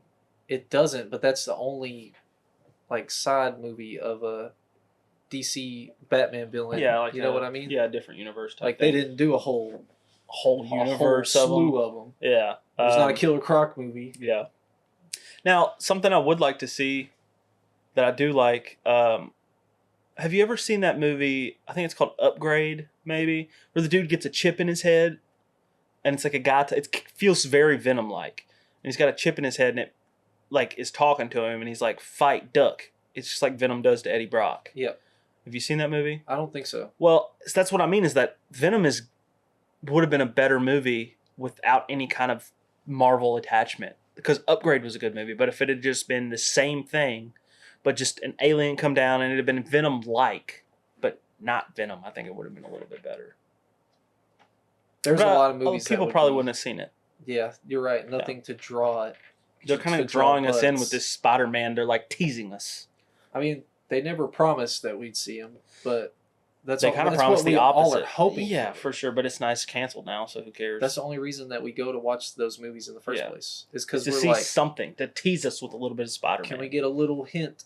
Yeah. But no, we don't. Ultimately, I mean, MCU does it the best. They lead up to their big bad post-credit scenes, all that kind of stuff. Like, it's just a good build-up. The Sonyverse didn't build it up very good, you know? Yeah. Doesn't build to nothing. That kind of leads into our last head drama. The cringiest MCU moment. What do you think it is? I really hope you're counting TV shows too, because I did. I am. Falcon and the Winter Soldier. Sam Wilson is like talking to the senators at the end of the show, and he's like, "We have to stop calling them terrorists." Who? He's talking to the senator, but he's talking about the main bads of the show. I don't remember the organization name, but it's like it's a younger redheaded girl. She's in Solo. Oh yeah, they're literally like killing people. They kill people. They're terrorists. They blow people up, and he's like, "We have to stop calling them terrorists." Yeah, and that movie, that show does have some cringy moments, like I don't know. Also, he's like, he says, "You have to do better, Senator." I'm cringing so hard right now. I kind of like, show was full of it. You know what makes me mad about that show is the thing with the other super soldier, the black super soldier. Yep. Right? I really liked that idea of him, but then when it turned into a whole race thing, it was like, yeah, I get it because he's old and that's what happened back then, but it's like, it felt like at the time that it was coming out, it was a little politically motivated. Yeah, I was like, man, like you had such a chance to do something like super cool and keep it like not like bring us out of the time, because at the time I feel like that it come out was like during COVID and the Black Lives Matter things and stuff, you know. Yeah. So like I get what they were doing, but you had a chance to show it naturally, and you pandered so hard that it made it just, that's a good word. You know what I mean? They pandered so hard that it was like they could have just gave us a badass black Captain America from the start. Yeah, well, I mean, I get that. Like, if they'd have said, like, if they'd have even done, like, yeah, he got mistreated back then because of the times, and this is what, but then it went to, they're still getting mistreated to this day, and I don't feel safe out here as a black. It's like, man, like, you're pandering to what's happening in the world right now.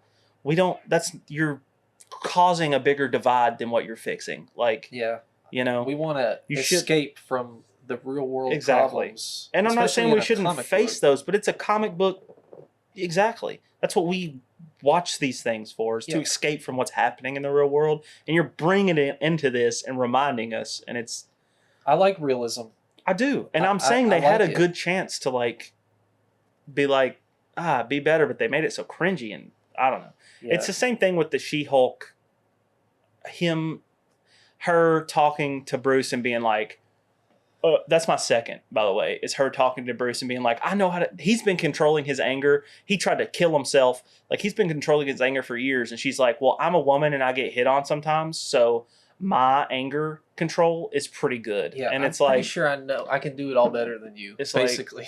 it's like, okay, but like, I'm pretty sure that him having to keep his heartbeat under control or else he'll murder an entire city is a little different than you getting hit on and not yelling at someone for it.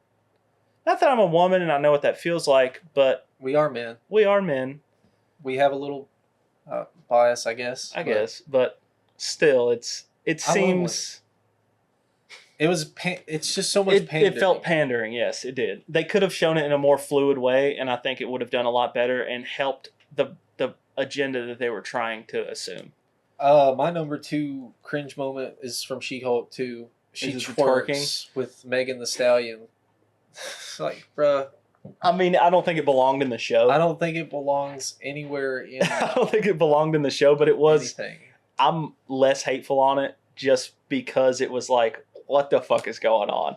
It was just so like, it's an after credit scene and it's in a show that breaks the fourth wall anyway. Yeah. So, and people compare it to the Deadpool dancing, and it's like, what's the difference? There's a huge difference. But I'm just glad it wasn't. I'm glad it wasn't in the middle of the show and part of the plot. I'm just happy about that. They can do whatever they want with those stupid after credit scenes. Fair. And honestly, it was just something to laugh at, I think. But then again, it's pandering. Like, this whole show is supposed to be about women not getting treated the same, and then they're like, let's twerk on screen in front of... Do you know what I mean? Yeah. I don't know. That's a little counterintuitive, It's a little counterintuitive to what they were trying to preach in that show, you know? Another cringy moment is the big bad at the end of the show. The guy she, like, went on a date with who ended up, like, I don't know, stealing her DNA or something, and then he, like, Hulkifies himself. Oh, I don't even remember that. And it's been so long. I don't know. I think I watched it as it was coming out. That's the last time I've seen it. Well, he smears her name, and it's just, oh my god, he's just so cringy as a villain. Yeah. And the way he looks at the end is just. I think a lot of villains in the MCU like TV shows are cringy. Oh my god. Like what's the one from Falcon and the Winter Soldier? The Soldier Boy dude. What's his name? I don't know. Fuck. Yeah, I don't remember either. Jonathan something. He's like, yeah. Anyway, he's kind of cringy. Yeah, he's just such a wannabe. Yeah, I think he's a wannabe. So as much hard. as I like Hawkeye, again, the bald dude Fisk. Fisk is a little bit cringy in that show, just because it's like he's acting soft. Yeah, he's acting pretty, and it's like Hawkeye has murdered aliens. What are we doing with this fucking bald white dude in a suit? Like, what's he doing here? With his deaf daughter. Yeah. Daughter, Echo. I still need to finish Echo. It lost me, honestly. I don't remember why, but it totally lost me. Never watched that. I didn't watch the Marvels. I didn't hate the Marvels movie. The Marvels? Now, Miss Marvel, the show, not bad. I mean, there are parts of it that, again, I'm like, well, why are we doing all this? But I didn't hate it. I did like it a little bit. The Marvels is pretty good. I really liked the family in that movie. They're pretty funny. Just because they're like, every time she does something superhero like, the way they just react to it is pretty funny. But the Marvels movie, it's not that bad. It's really not that bad. You should watch it. Did you see Blue Beetle?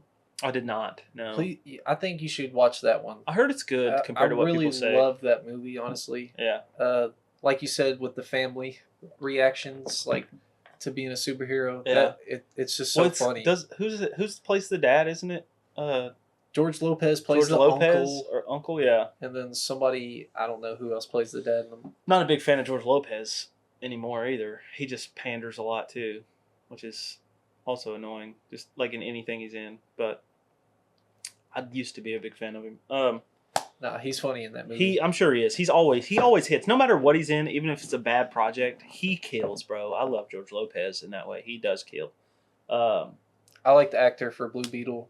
I think his name's Zolo something. I don't remember. But yeah, he's in the Cobra guy Kai. from Cobra Kai. That is, dude. He's like, I think if he got in more like projects, I think he could do really good. Yeah, I think I want to see another Blue Beetle appearance. I don't know. I haven't seen it. But I'm saying if he was even in a different role, I think he could kill it. I know there are some cringy moments in Cobra Kai, because they don't. I think it was meant to be that way. Yeah, honestly, for sure. But very. I like him as an actor. I think he does a real good job. Anyway, my cringiest MCU moment by far. The reason I wanted to talk about this, because I've wanted to talk about this moment, is the women fighting scene in Endgame. I have no problem with the one in Infinity War because it makes sense. There's like Black Widow, the bald Wakanda girl, the warrior. She's from Walking Dead. Yeah, I don't her, remember. and then somebody else. I don't remember if it was Black Widow or I think so. That one is fine because it makes sense in the. It didn't pull me out. They were just three of them happened to be together over here fighting, and it was like women power. Fine, bro. That's fucking. I enjoyed that. I was like, that's pretty cool. And then in the middle of Endgame, when there's 400 good guys fighting the bad guys, they're like, you know what? Let's pick the 12 main character-ish women, and they're like gonna be the only ones on screen for a whole 40 seconds, and they're passing the gauntlet around. Nobody else is even there fighting. Screw everybody else. And then they all like are in the same shot, and it's like, oh, they just so happen to all be right there, and it has to be like, we women got this. Like, come on, bro. You're pulling me out of the best. We've been building up this fight for 10 years. And right in the smack dab middle of it, you're gonna, women power me right now, dog? Just make them, they're already there. Captain Marvel is the strongest character. She's a woman. And she's the strongest character in the MCU. I'm cool with it. I love Captain Marvel. But, there's no reason for you to pull me out of this movie for this stupid shit right now. Fair. I think you're overreacting to that one a little bit because I don't feel the same way. Well, Endgame makes me feel. You know what I mean? Yeah. I love that movie. It ties whenever Steve is about to fight him, and you hear Anthony Mackie say "on your left," and it ties it back to Winter Soldier. You're like, oh my gosh! And then everybody the payoff is fucking 10 years in the making. Yeah, that's why Endgame is so good. Yeah. And obviously, you're seeing them fight, and then Captain America picks up the hammer. And Thor's legendary. Yeah! In the theater, everybody freaked out. And, all of it. And then Captain Marvel flying through the ship. Badass, that bro. Was sick as fuck. Sick, dude. The best show of her powers ever. And then right in the smack dab middle of all this badass, you have, we women got this. It's like, bro, why are you... we know you're doing this for a political agenda in the middle of our movie. Pander. You're pandering. Stop. Just make the movie good. We care about the girl characters already. Black Widow, everybody, one of everybody's favorite characters. We care about these people. And you're just, throwing their characters out the window for this pander moment. Yeah. Yeah. I can see why that would take you out. It took me out of a movie that I was so into. And every time I rewatch it, I'm into it. I'm into the fight. I'm like, yeah, let's go, dude. Captain Marvel's going to come here and whoop this motherfucker's ass. I just know it, bro. Because when she shows up in that after credit scene... I think it's Ant-Man and the Wasp is the after credit scene. Oh, I think, or is it one of those after credits? I think it's Ant-Man and the Wasp. She shows up and is there with Black Widow. Yeah, I'm like, oh, it's fucking over for this nerd. It's a battle. Yeah, we're finna have the battle of our lives. Yeah, that's pretty sick, right? And then you get to it and you're like, man, and you're like, Captain Marvel's gonna, and then I don't know, it just pulls you out. I hate that. I hate it so much for pandering in the middle of just arguably the best moment in that has MCU. Enough, that has more than enough, women being badass in it. It has so many. Again, the strongest character there is Captain Marvel, a woman. Why do you have to pander this? If anything, it makes it feel like they need something else that they don't. They don't need your help showing that they're good. Just talking about Endgame makes me want to go home and watch it. Watch it, right? It's so good. I love that movie. It's so great. Anyway, you guys let us know what you think. Am I overreacting to that moment? Does it pull you out? Maybe a little bit. some people might call you a hater. They might. I But- don't care. I'd like to know what you guys find as the cringiest moment because I think they mainly come from the MCU TV shows. There are a lot, and it's because it's a TV show. I mean, Like there's they gonna be- overshadow it for me. Yeah. Like I can't I even. personally just hate pandering moments. I think it's Well, that's ingenuous, you know. South Park. You know, I don't know if you saw the South Park episode, the Panderverse. Put a chick in it. Make her lame and gay. No, I haven't seen it. Yeah, well, I mean, they kind of hit the nail on the head. Yeah, it's. I Sorta. mean, stop pandering and just show us strong, whatever you want, whatever your agenda is. Show us a strong character of that character, and we're usually fine with it. So what if they wouldn't have said anything during that moment? Would it have bothered If they you so wouldn't, much? if they'd have just if it had just been the middle of the fight, and they're like, it just so happens that the gauntlet gets passed to all these women, and then like they're the ones doing it. Fine, bro. That makes total sense that they're throughout the thing and they're just like tossing it to the next woman but they see. had to just. But they had to put them all in the same slow mo like frame and be like, "We got this." Like, bro, what are you? Come on, man. You're doing the. I think you're doing women a bad here. Like you're showing that they need to be put in the spotlight to be. They need to be put in a spotlight and called out to be important. That's not, you know, they're important already. Stop pandering. We know that they're important. Exactly. If Yeah. Captain Marvel wasn't there, motherfuckers are losing. If They might. the Wasp wasn't there, it's not great either. You know, she has a big role in it. If I know a lot of them, you know, just Black Widow, she dies, but like I guess she's not in it. But She like, wasn't in the final battle. yeah, but she, you know, Sadly. if she wasn't there with Clint, you know, I mean, it's a whole thing. But yeah. All Ant-Man had to do was shrink, fly into Thanos' nose or ass or something, blow up. and just expand. We could have been saved. You're telling from me that Iron moment. Man's nanos couldn't have just flown up his nose and scrambled his brain? Yeah. You know what I mean? Come on. Yeah. Not realistic enough. Anyway, so what are we on to reviews now? That's a good head drama section. I think so. I like that. I like that too. Maybe we can come up with some more questions for next week. I mean, you're always pondering stuff. I know you're a very pensive guy, so looking forward to answering some more of those. So just to start our reviews, I want since we watched The Wild Robot, we're going to do a top 5 DreamWorks movies. If you're down. Yeah. Right? You Yeah. got yours prepared? I have my top 5 DreamWorks films, and nobody's. Didn't DreamWorks get bought out? Or somebody bought out DreamWorks and there's more movies now considered DreamWorks movies? Like, isn't The Incredibles considered a DreamWorks movie? No, that's Pixar. Pixar? Yeah. Okay. See, I went and looked on DreamWorks website. Me too. Yeah. That's what I did, yeah. They had like 20 movies on there. You know, I thought there was way more, honestly. I could have sworn they had a shit ton more movies, but they didn't. They didn't.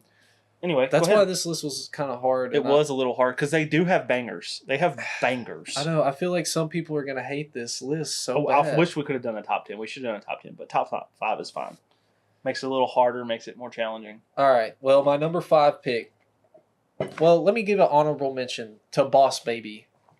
You know what? Boss Baby is so good. Honorable mention to me, too. Who is it? Alec Baldwin that Alec plays? Baldwin. I mean, killer, right? It's Yeah. so funny. That movie has killer moments in I it, almost put that in my top 5, Me but too. I didn't want to because I feel like people are gonna laugh. dude. I don't care if people laugh. Some of these might not, shouldn't probably be in here, but it's whatever. I don't You care. feel the same way about your list, Bro, Because I think mine freaking, too. honestly, Boss Baby probably should have it would have been at the number 6 spot, I think. It's pretty funny. Yeah, it's a great movie. And that's what I mean is maybe the story isn't as good or heartwarming or anything, but the amount of laughs in it much outshines laughs in all the other movies, I think. Yeah, I remember just playing that movie nonstop in Family Video. That's one I would definitely just run through. I don't over think I and over watched again. it till like years later, but Another honorable mention, Ants. Ants, I yeah. think that was like the first DreamWorks movie. I It's don't a know. classic. It is very good. It's such a It's- good movie.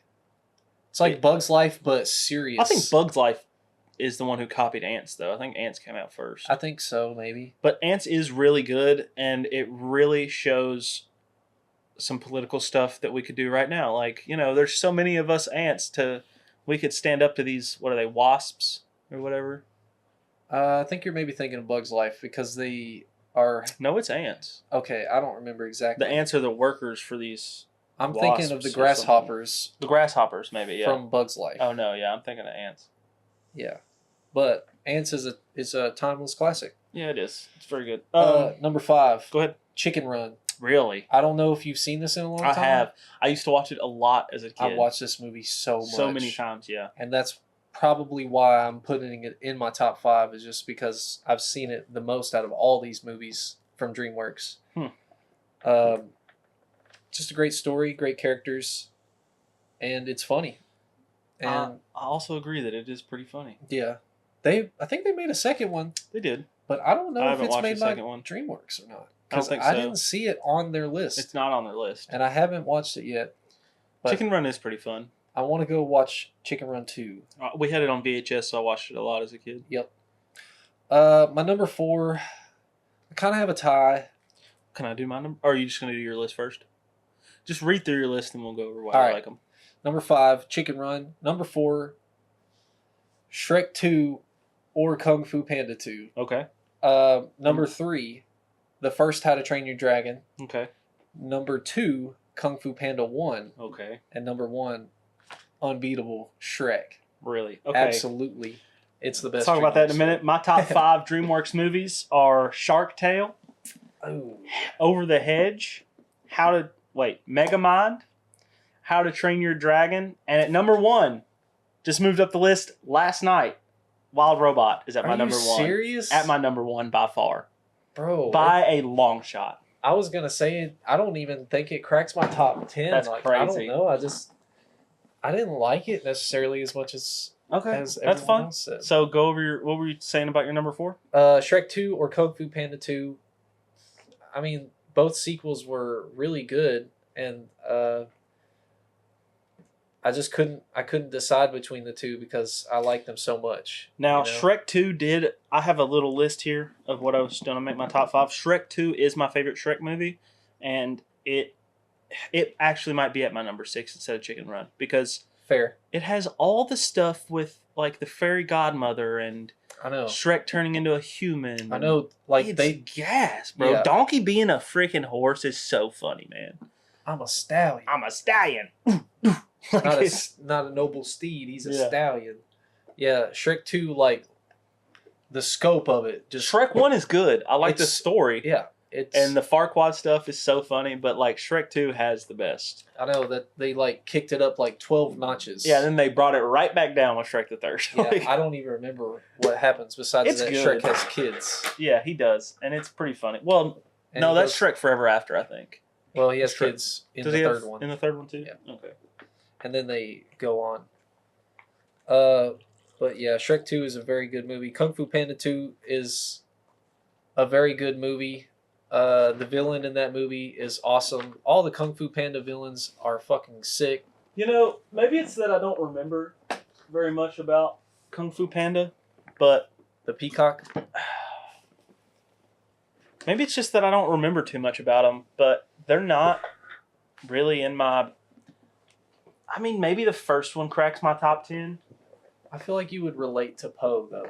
I do like Poe, and I like Jack Black as a voice actor. Yeah, he's a killer. I'm saying that they are good movies. I don't hate on them or nothing. I'm just saying that there are other DreamWorks movies I like a lot more than the Kung Fu Panda movies. Well, obviously. I mean, I like Kung Fu Panda. Don't get me wrong. Yeah. It's so funny. I think I've watched the first one like a lot when it first came out. Me for too. sure. That's why I have it as number 2. I think as far as animated movies go, Kung Fu Panda 1 might be better than like Cars almost. Almost. I think they're pretty tied, but I would rather watch Kung Fu Panda for sure. yeah, for sure. It's The got premise- more I don't- laughs. The premise is so much better in my opinion. Like animals fighting with kung fu over cars with eyeballs driving Everybody around. was, everybody was Kung Fu. That's pretty funny, man. Yeah, Um, that's why I have it so high. But Kung Fu Panda 2 is tied with Shrek 2. yeah. Those sequels, like, they're not, in my opinion, they're not better than the originals, but they make the scope so much bigger and Yeah. they execute in a good way that They do. like It's hard for a sequel to be as good as the original sometimes. I feel like that for everything. Yeah. Like the first season of every show is always better. so much better. Well, I think there's just more heart into it, really, when you're first starting. Yeah, with a pilot and all that stuff. Yeah. Yeah. All right, what's your number 3? Number 3 is How to Train Your Dragon. Okay, that's I my number 2, so I get it. I could watch that movie any A million day of the week. times. Yeah, it's so good. Hiccup is good. Vikings with dragons is such a cool and it's idea. like funny and not as serious, and the message is good. Toothless is like so funny. My cat's name is Toothless. Is it? Yeah, Toothless is so funny, man. He looks like a Night Fury. He's all black, and it's just he's supposed to be this big dangerous dragon, and he's just like he's a fluffy little bunny. Yeah. And yeah. Number 2 is Kung Fu Panda 1. Jack Black, like you said, I'm a huge Jack Black fan. I love Tenacious D. Yeah, me too. I mean, yeah. So hearing him in that, like, he just kills that role so good. And the message of Kung Fu Panda 1 it's just unbeatable. It's like the Dragon Scroll is literally just a mirror. Yeah. Everything that you need to be the greatest ever is in already yourself. Within you. Yeah. You just have to pull that shit out of you. Not be a quitter. Yeah.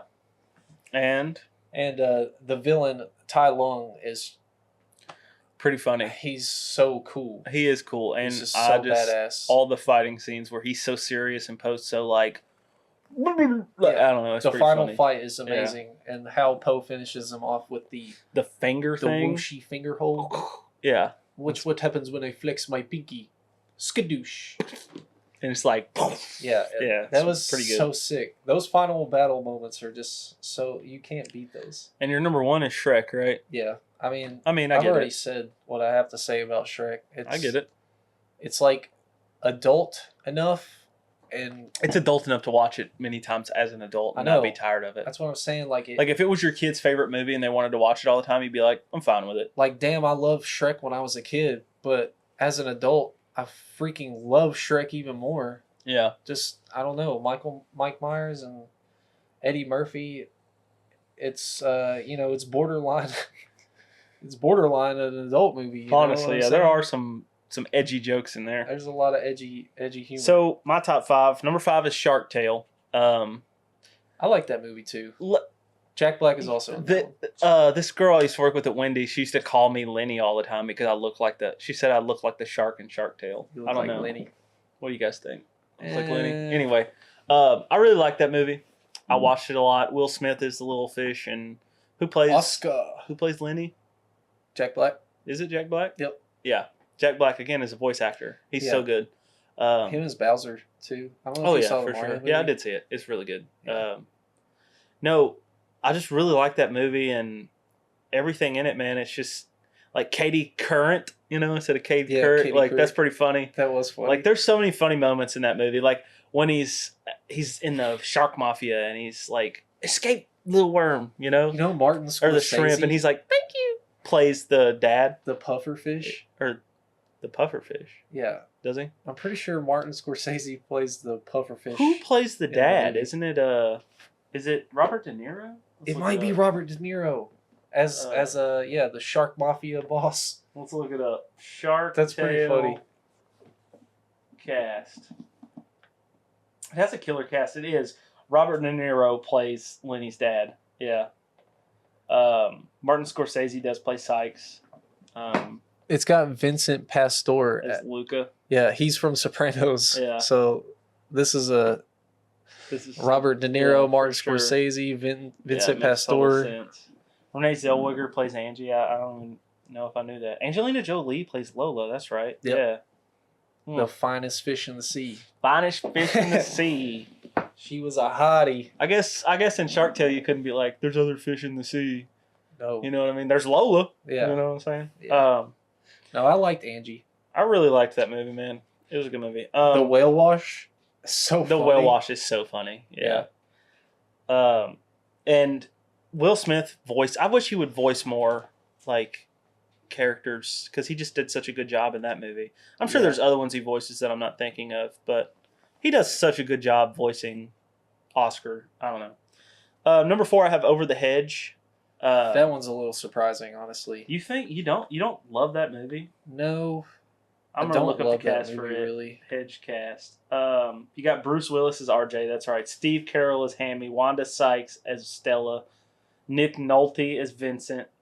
Thomas Hayden Church as Dwayne. I mean, Gary Shandling as Vern and Avril Lavigne as Heather. Like Freaking William Shatner as Ozzy. Like, come on, man. It's got a killer like cast, and I don't know, man. RJ in that movie, I love that movie. And the squirrel, is that Hammy, I think? Yep, Steve Carell. Yeah. I don't know. Everything about that movie, the plot, all of it. It's been a while since I've seen it, so I don't necessarily remember all the parts. I know. But I just remember it hitting the feels, and I watched it all the time as a kid. That was probably like one of my most replayed movies as a kid, for sure. But like it goes Shark Tale and then Over the Hedge by far, bro. I watched it all the time. The thing with the chocolate bars and the raccoons and I don't know. The cheese dust. The cheese dust. Man, it's just so funny. I don't know. I just don't like the real world setting as much in animated films. I don't know. I liked it that it was just like animals in the real world and they have to deal with, cutting the yard. You know, that scene, and I don't know, I really liked it. They needed food. Yeah. My third is Megamind. You got Will Ferrell. You got Brad Pitt. You got Jonah Hill. I mean, good voice actors, and they kill it in their roles. Whenever you find out that Megamind's still alive and he's just eating and getting fat in his hideout, it's just so funny, man. I don't know. That movie just sleeper. I think it is a sleeper too, and it's just so funny. The second one's not as good. They changed the voice actors and stuff, so who really cares? But I'm pretty sure that was the most disappointment. Yeah, it was, because the first one is so good, man. Like there are classic moments in that movie. I don't know, and it's just Will Ferrell as Megamind. Him, just everything that comes out of his mouth is just hilarious. He's like this super villain, but he's a freaking idiot. I used to be a big Will Ferrell stan or fan, whatever you want to call it, but I don't remember much of Megamind. Megamind's pretty good. You should watch it again. Maybe I think I watched it a couple years ago. That's probably why it made my list. This list will probably change if I rewatched all these movies, but yeah, I don't know about Wild Robot being the best. Like, I'll get to that. Over I'll Shrek get to it. This is crazy. Calm down. I know Shrek didn't even make my top 5. Isn't that crazy? I think you're really missing the mark. Number 2 is How to Train Your Dragon. We've said it before. We'll say it again. I mean, everything about it is good. The story, the characters. It's a solid movie for sure. Hits you in your feels a little bit. Like, it's got funny. It's got serious.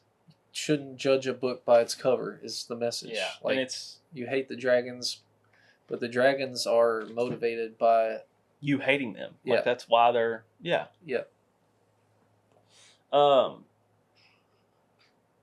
Anyway, my number 1 is Wild Robot. I just watched it last night, which that's crazy. I mean, it might influence it, but I don't think it does, man.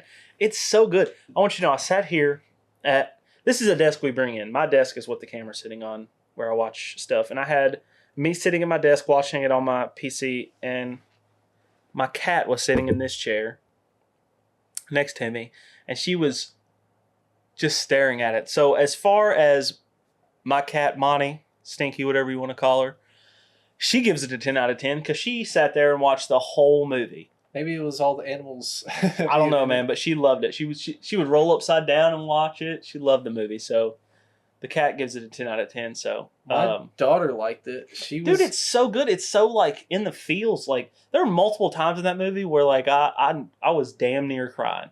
Like I didn't cry. Whenever what's the duck's name? Bright Bill. Whenever Bright Bill like flies away, and Roz is just like, I didn't get to tell him I love him. Yeah. And she just waits, and then when all the animals come together in her little hut, and they hibernate. And they hibernate, and she dies, and the bear's even like, not while I'm here, you know? Yeah. And talking about eating the other animals. Yeah. He's like, not while I'm here, and I don't know. And then she comes back to life, and then they have to save her, and then I was like, man, this could be. I was almost disappointed at the end. I was because I really wanted her to stay in the forest. Yeah, I thought she was going to stay too. I did. Then it sort of makes sense, you know. She's like, they're always going to come after me because they know where I'm at now. She shouldn't have went back to She him. shouldn't have went back at all, yeah. She should have just Well, she didn't went know that they somewhere were going to else. be. Yeah. Because, at the end of the movie, Bright Bill finds her in the That's city, what I like is that he sneaks out and like you think her memory's wiped and she's but like, it's not. Bright Bill. Yeah. Yeah, and it's just like, oh, so they do. And it kind of leaves you on a hanger like, does she go back? Like, does she? You don't know. Maybe there's a second one. Maybe she goes back. I don't know if they should do a second one. I don't think they should. I like how it should. ended because it kind of is like, it's kind of like a let your mind wander. Does she go back? Does she not? But like at least Bright Bill gets to see his mom every once in a while, Yeah. And she's not going to tell on him for being there. Yeah, well, what happens when one of the humans sees her hugging on a fucking goose and like, oh, what are they going to do? Wipe her memory again? She obviously has been wiped and she still remembers throw Bright her Bill. in the trash compactor. Like they can literally just destroy her. I think she'd get out. I don't know. I just think it's really fun and Long Neck giving his life for Bright Bill and the flock. Oh yeah, I like Long Neck a lot. Me too, yeah. Because he was just like, Bright Bill, cool. Stick with me, Yeah. Bright Bill, you're gonna have to lead him out of here. I just really liked it. At the end, whenever he's like, I could use whenever he's flying off, he's like, I could use a boost, and then he flies off her shoulder, Yeah. I mean, I didn't like how their relationship soured, but it was necessary for the plot, Yeah, for sure. She killed his family, but his it was on an family. accident. She didn't know. Yeah. His Bright Bill was kind of annoying to me. I don't think so. In a way, if you heard that the person who raised you killed your family and you have no idea why or what happened, it'd be different. But when he finds out, what happened, he's like, okay, so it wasn't really your fault, so I get it. And you did all this work to raise me and because even Longneck's like, you shouldn't be alive. If your family was alive, they would have killed you. Yep. She saved your life at the expense of your family, and it's something she didn't even mean to do. Yeah. And then he becomes like the leader of the ducks, geese, whatever they are, geese, gooses. So, what do you want to rate it out of 10? You rate it a 10? I'll rate it a 10. Nah, I'm gonna say 9.5. I'm gonna say 9.5. I'm gonna say 7.5 to 8. The only thing that would make it a 10, I mean, it is so good, and the animation is good, and it's because it's like it's like like acrylic paint. It seems like what they are, not necessarily acrylic, but like it has a sheen to it, sort of. It has like they used paintbrushes to paint the motherfuckers. All the scenes. It's so good. It's like a watercolor. Yeah, watercolor. That's what I'm trying to say. Sort of. Yeah, I really like that. Very high definition. Though. Yeah. I don't know, man. I really like it. I don't like it as much as everybody else, obviously. I thoroughly enjoy that movie. The only thing that would bring it to a 10 is if. I'm not saying that there's a way they could have done it. They would have to change a few things, but if she got to stay in the forest with the animals, that would have made it a 10 out of 10, for sure. Her being sent back to the farm to slave away, I guess she's like doing her task and that's what she wants to do, but she obviously has feelings now, so. But anyway. Yeah, well, I like the beginning the most when she's in her most robotic state. Like, I don't know, her first interactions with all the animals it's pretty funny. Were the funniest moments to me. But, after that, it wasn't as funny necessarily. Yeah, and that's not, that's what I'm saying is, that's why some of these other movies make my top 10, is that they're funny. This one has me the feels. It's not necessarily funny, but it has me in the feels, and that kind of hits home. I wouldn't say that it's better than WALL-E. I don't know if I like this movie better than WALL-E. I think it's much better than WALL-E. I don't know, bro. To me. But I definitely wouldn't say it's better than the Iron Giant. I think it's better even with the feels. It's better than the Iron Giant. No. Maybe it's because I haven't seen Iron Giant in 10 years. But bro, you will cry. Dude, what about this movie? I understand. It is good. I'm not saying it's not. It is very good. Do you remember Open Season?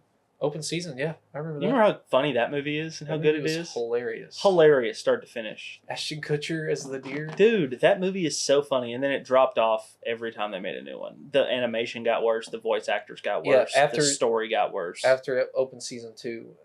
Open Season 2 did okay. Yeah, it was okay. After that, it just got progressively worse. Boog. But number 1 was definitely the best, yeah. Anyway, so I guess we've already went over Wild Robot review. Yeah. You want to do the Pedro other? Pascal was all right in the movie. You know, I didn't know it was Pedro Pascal when I was watching it until after.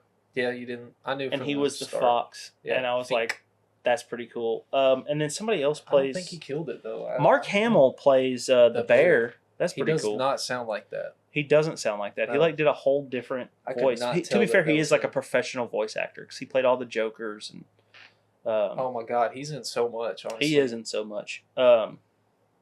Yeah, I didn't really like Pedro in the role, but he did okay. So, where's our doc at? It was a good movie. You want to review Saltburn? I was. We'll take it more adult now. You know, we've been in these kid movies for a minute now. Oh my God, this one goes so far hard. to the other. Yeah. This is like. You want to rate it out of 10 real quick? Yep. 3, 2, 1. 9. 8.5. I think a 9. Oh, yeah, 8.5. 8. I could agree 8.5. Yeah. Maybe I'm overselling it a little bit. I keep 9s for something that I could rewatch a lot. I would not rewatch this. I would Maybe rewatch 10 it years later. after I forget about it. Yeah, but it's not something I would rewatch. If it's a good movie and I'm like, okay, I could go a few years without seeing it again, although it was really good, it's usually like an 8 for me.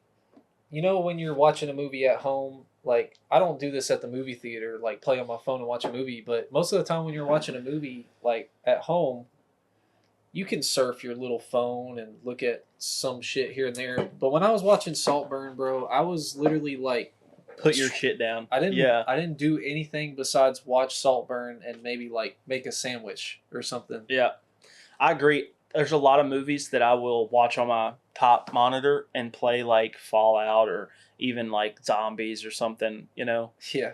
There's no way I could. Saltburn, I started watching it on my monitor and I was like, no, I'm going to watch this. I have a projector in my bedroom. So I was like, I'm going to go downstairs and watch this on the projector so I can like really pay attention to it. Yeah. And yeah, man, that whole movie, spoilers ahead. This is a review section. This is a review section, so spoilers. This movie is gay. Well, it's not really. But when we review newer movies, we'll do a no spoiler section till you get a chance to see it. But this has been out for a minute, so and it's on Amazon Prime, so you can watch it at any time. I was not when this movie came out. I just heard that it was weird. And it is weird, and him dancing around with his wiener out at the end, like the whole scene of him, he's like, so. I thought it was more cool. It was pretty cool. It was, and he's like, man, the twist. Like I was telling him about it last night, and I told him to watch it, and I was like, try not to ruin it, and I was like, I was explaining things without trying to. And I was like, man, the first thing that happens, and the second, the third, the fourth. There's like 5 things that happen, and at the end, it ties all those things together, and you find out it was him all along. Yeah, it's like it's a movie about a serial killer from the serial killer's perspective. Yeah, he's not really serial. He's not really. He's a manipulator. He's like he's such a good manipulator. Sociopath. That's bro, what it for is. real. He's a sociopath because he plays that role so good. He puts he sees the most popular guy at Oxford, right, and he's like, he's rich, he's popular. That's the guy I need to be in with. So he puts a pin in the dude's bike tire, and then he follows him until he notices, hey, that guy, his bike's down. So he's like, well, he acts all awkward and shit. Yeah, of course you could take my bike, and I'll carry yours back. That's fine. And then he's at the bar. He invites him out to the bar, and he has all this money because his parents have money, but he acts like he's poor, and his parents are drug addicts and alcoholics, and he's like, I don't have money to pay for everybody's shots. So the rich guy pays for him, and that kind of like, and then gets him more friends with him, and then he invites him to his Saltburn, this mansion, and at first you just think he's crushing really hard, not necessarily. There's so many times I was like, well, he was crushing. Yeah, he was for sure crushing. He was crushing on wanting to be him. Deep down. That's what you find out at the end, because throughout the movie you're like, oh, he wants to fuck this dude. Yeah. He sees him jerking off in the bathtub, and as he leaves the bathroom, he slurps the water out of the drain with his mouth. You're like, nasty. Oh, he is gross. Yeah, that was like nasty. He is weird. And but you find out it's just like, yeah, he's in love with the idea of being him. Pretty much. Yeah. Yeah. And then you see him die. You think that, like, since his new best friend betrays him that he kills himself. That's what I thought. I thought so too, because after he, like, during his party, like, he goes, he's like on the dock looking at like a pond or lake, and I was like, damn, he's about to drown himself for sure. But and then you not, see him searching for him in the lake and Yeah. everything, and you're like, and then I thought he just like maybe drank too much or something, but then you find out that he slipped something in his drink. Yep. And so he takes over the whole Saltburn. family. Well, I Man. knew he was a bad guy when his cousin, the mixed dude, because he frames him. Obviously, you knew he framed him for the bowls. Yeah. Yeah, For like we sure. kind of knew that. Yeah. For sure. He frames him for stealing the bowls. That's what the guy was trying to say on his way out. He was like, it had to be, and then like the dad Yeah. and whoever else is rushing that guy out Yeah. of the house. And then he frames him again after dude dies. He frames him for like doing cocaine at the party. doing cocaine and like spreading rumors or something like that. Is something like that. Anyway, No, he said, I wouldn't be throwing stones if I were you. That's what Oliver says to him at the table, because he called him out for And being then- lines. when he like throughout the movie, he fucks the main guys, the dude from Euphoria, that guy, he's from Euphoria. I didn't know that. Felix. He fucks Felix's sister. Like Benicia. eats her. Like that was bro. It was pretty gross. It was a hot scene. I'll be honest with you. You don't think that was hot as hell? Maybe I'm weird, but like, Bro, there was period blood involved. I don't. Yeah, but don't I mean, know if I'm I not. would call I'm it not. hot. I'm not like turned on my period blood or nothing. I just mean like the fact that she was like this. The way that he changed his demeanor. Yeah, was- so yeah. fast, That's a like, true sociopath. bro. And it was because she was like, he was like, "What are you doing down here in a dress that is see through underneath my window?" And she's like, "This is my house. I can go wherever I want." And he's like, "And you chose beneath my window." And then she has this eating problem, and he's like, "Tomorrow," he like whispers in her ear, "Tomorrow you'll eat, and you'll stay at the table." I don't like you talking like You that. know what I mean, dude? Yeah. And then she's like, "It's not the right time of the month." And he's like, "I'll eat you."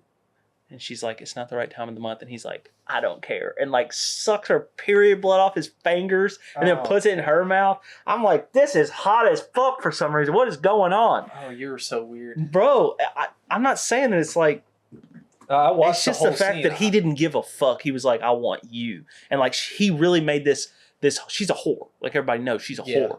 And he Yeah. made this whore feel like, I don't care, bro. I want you. I don't care about any of this. You're the one I want. And then the way he, like, their cousin, the mixed dude, I forget his name, he catches them doing that and tells Felix that, "Hey, this dude's fucking your sister." Yep. And the way he like manipulates Felix to be like, he's a motherfucking liar, bro. Like, why would he say some shit like that? Like, Yeah. that's crazy. And Felix is like, "Oh, yeah, you're right. He is a fucking liar, bro." And then when Felix catches on to the other shit he's doing, he sneaks into, and this is a gay scene. I ain't gay at all. But this motherfucker sneaks in there and it's just like, "Are you gonna be a good boy?" And like jerks him off. I'm like, what the fuck? Yeah. Like, why is this And dude then- like, this is a hot scene. This is a hot gay scene. Like, what the fuck, dude? Yeah, man. I think he just, Barry Keoghan, the actor for Oliver, it's just such a good telling of a mentally And I didn't person. like him that much as an actor. Like, I was like, oh, he can't play a nerd. No. good, But after this, I want him to be in the more Joker stuff, bro. Like, he is the Joker in the Batman. in the Batman. Yeah, Yep. At the I'm end. like, man, he could really play a sociopath. Yeah, he does. Because at first I'm like, so yeah, well he plays a that I would- nerd because of his face, but he's got this hot body. So like, what? This doesn't make sense. But then you find out, oh, he's a fucking psycho. That's why. Yeah, he you know? kills that psycho role for sure. Yeah. And he like, for some reason, he looks like a 40-year-old, 20-year-old. Like, his face is so Like fucked ugly up almost, and like- yeah. No, but he's the oldest. he does all looking these young so person. like he, and then when he kills his sister, he like sneaks into the bathroom and she's taking a bath and he's like,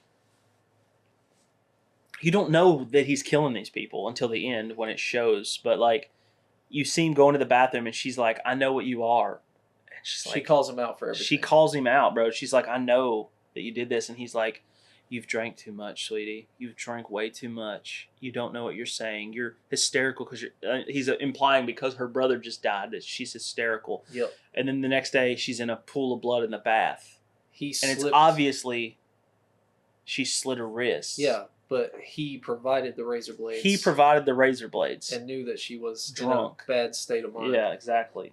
And he just So- puts the razor blades next to her. And I'm sure he stayed to watch her kill herself, make I sure don't it know. happened. I feel like he probably did. I'm But not sure. and then at the end, bro, they're playing to you so hard in this movie. Because, like, the dad, well, and throughout the whole movie, the mom, like, especially after Felix dies, she kind of attaches to him because it's like, this is Felix's friend. Like, he reminds me of Felix, so I want him to stay here. And the dad's like, I will pay you so much money to fucking leave my house right now. I thought that was so funny. It was. He was like, get the fuck out of my house. How much? And he's like, well, I really can't leave her in this state. And he's Yeah. like, get the fuck out of my house. Yeah. So he pays him this money, he leaves. And then he sees in the obituary that the dad dies. Yep. And this is the only part of the movie that I'm like, but this is just luck. Because the rest is orchestrated, I feel like. He had to know where the mom was going to end up in order to be. Well, no, able to that's, slide I back understand in. that. But what I'm saying is, yeah, you're right. I'll get to that. I'm saying the dad dying, he had nothing to do with. So it could have been 30 years from then. True. Instead, it was a jump in time. They don't tell you, but I'm sure, because she goes, like, you look so much older. So it had to be after he graduated Oxford, stuff like that. But you know, oh, and you found out It's earlier lucky. that he lied to Felix about his parents being drug addicts. They were actually, like, kind of rich too, just not overly rich, Oh, they were like good parents. Saltburn. Yeah, they were good parents. Yeah. And he was just a dick to him because he's a sociopath. I mean, the whole movie, you have a feeling that bro is going to snap and do something crazy like kill somebody. Like, I was always expecting him to kill somebody, but every moment that I thought it was going to be the mixed guy instead of Felix first. I thought he was going to get it for sure. I thought it was going to be Felix, and then I thought Anytime that he saw Felix with a girl, I was like, oh, this dude's about to snap. Like, he's... But And no, then he just went home and cried. I thought after he killed Felix, what he was going to do was, like, try and marry the daughter. I thought he was going to marry the mom. Really? I mean, he Kind of. probably bangs her at the end of the Probably. movie. So, like, what happens is The he sees mom- the dad die. And that's the thing, is that not being orchestrated, the dad dying, kind of throws the whole plan out of whack. Yeah, they should have made that connect in a way. A little bit. They Because, should have done something. like, yeah, I get it. But, like, his whole plan was to get Saltburn. That was his plan. The only kink in his plan was the dad.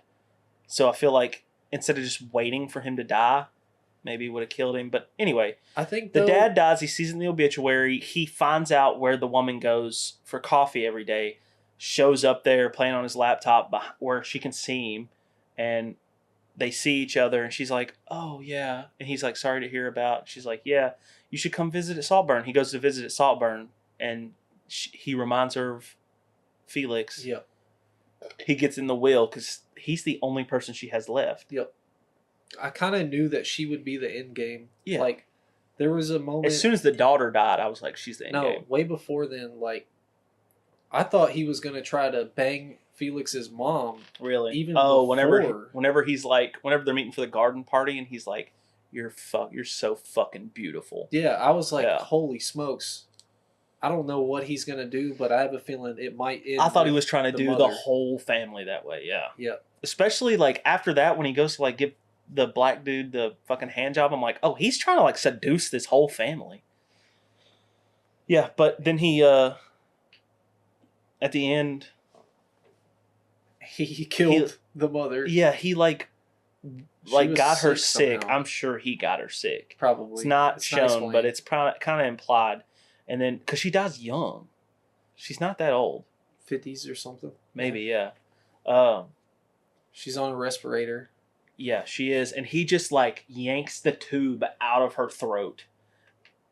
And Yeah. then like almost fucks her while she's dying. Like Yeah. he crawls up on her crotch and it's so I was surprised he freaky, didn't. bro. I'm And- surprised he didn't too. Because do you remember the scene where he fucks the ground that Felix is? Dude, and it shows it in the movie. It's a wild movie to watch. Yeah. Felix is like fresh dirt on his grave.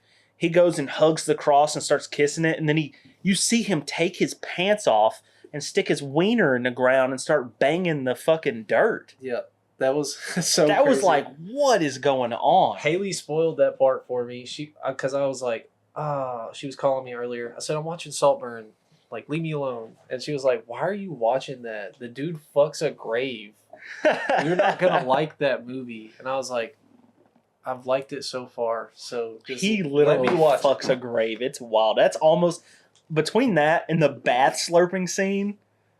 Yeah, that was Both of them are just, those two scenes are probably the freaking most like in the whole movie. Yeah, those were diabolical. Like those are the only thing second to that is the hand job with the mixed dude. That's also like what this dude's playing games right now. Like yeah. Barry Keoghan can act as a sociopath. Almost makes me think he probably might be. Might be, yeah. Because damn. And then he gets she leaves him Saltburn. Yeah. The Saltburn is the mansion, the grounds, all this stuff. And at the end, you see him dancing around throughout the whole house, butt naked. He stops, snorts some cocaine, and keeps dancing. And then, like, throughout the movie, every time someone dies, like, this is something they did with what's his name? The main character. Oliver. Oliver tells Felix in the beginning of the movie to make Felix like him that his dad died. And Felix says, we write our names of the dead on a rock and throw it in the river.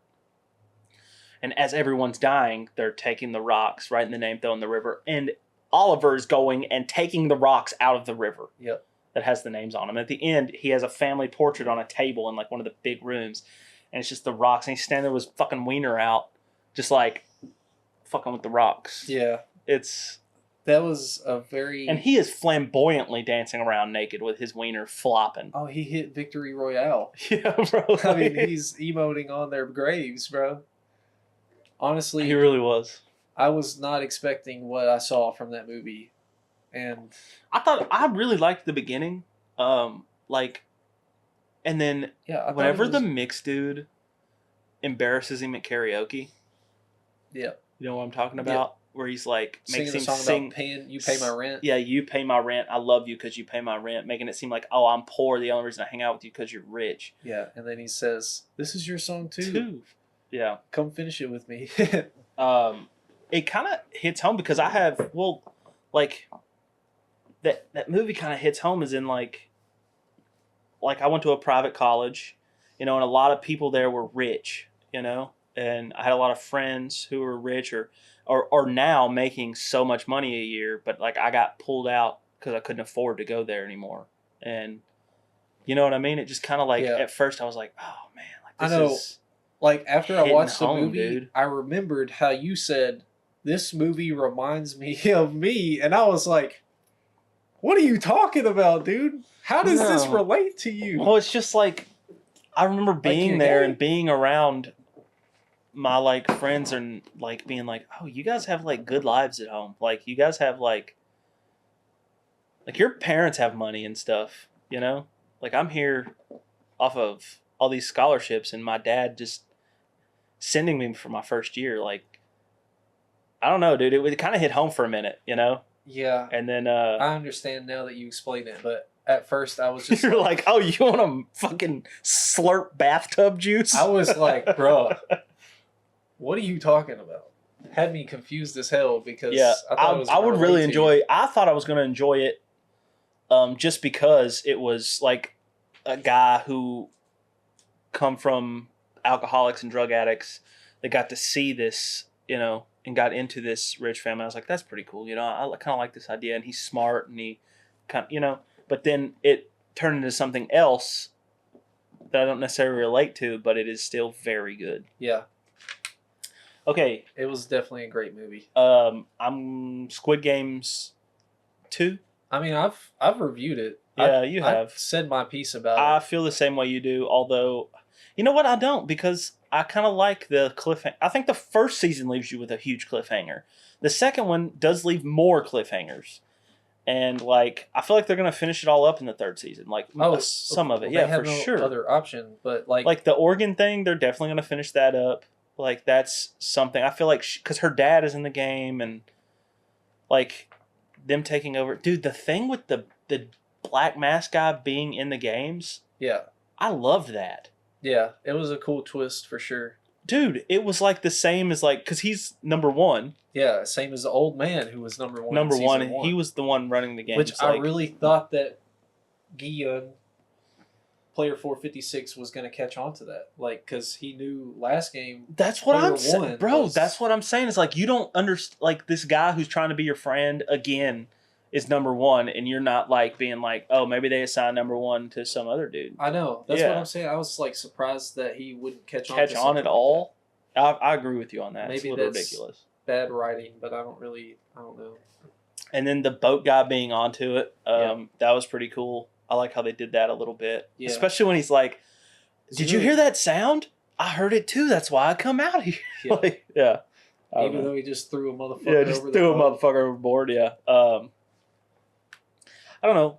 I like that show. I mean, I like season 2 just as much as season 1, I think. I like it just as much, I think. Just as much. Yeah. I mean, the games, like, the mystery of season 1 is a little bit better because you don't really know what's going to happen. Yeah. That's why I think it's better for me. Yeah. It was newer and, like... Season 2 has a lot of cool stuff. And, even... I'm not usually a big fan of, like, the pandering to stuff, but even, like, the tranny they did in there, they did a good job, honestly. They didn't do it... Like, I thought they were going to pander real hard. I thought they were going to pander real hard. Yeah, there was, like, a maybe... four or five minutes. Yeah, that they, like... Where's the old... With the grandma being like, you can't be both. Blah, blah, blah. Like... Yeah. And then they... But that was the only pandering they did.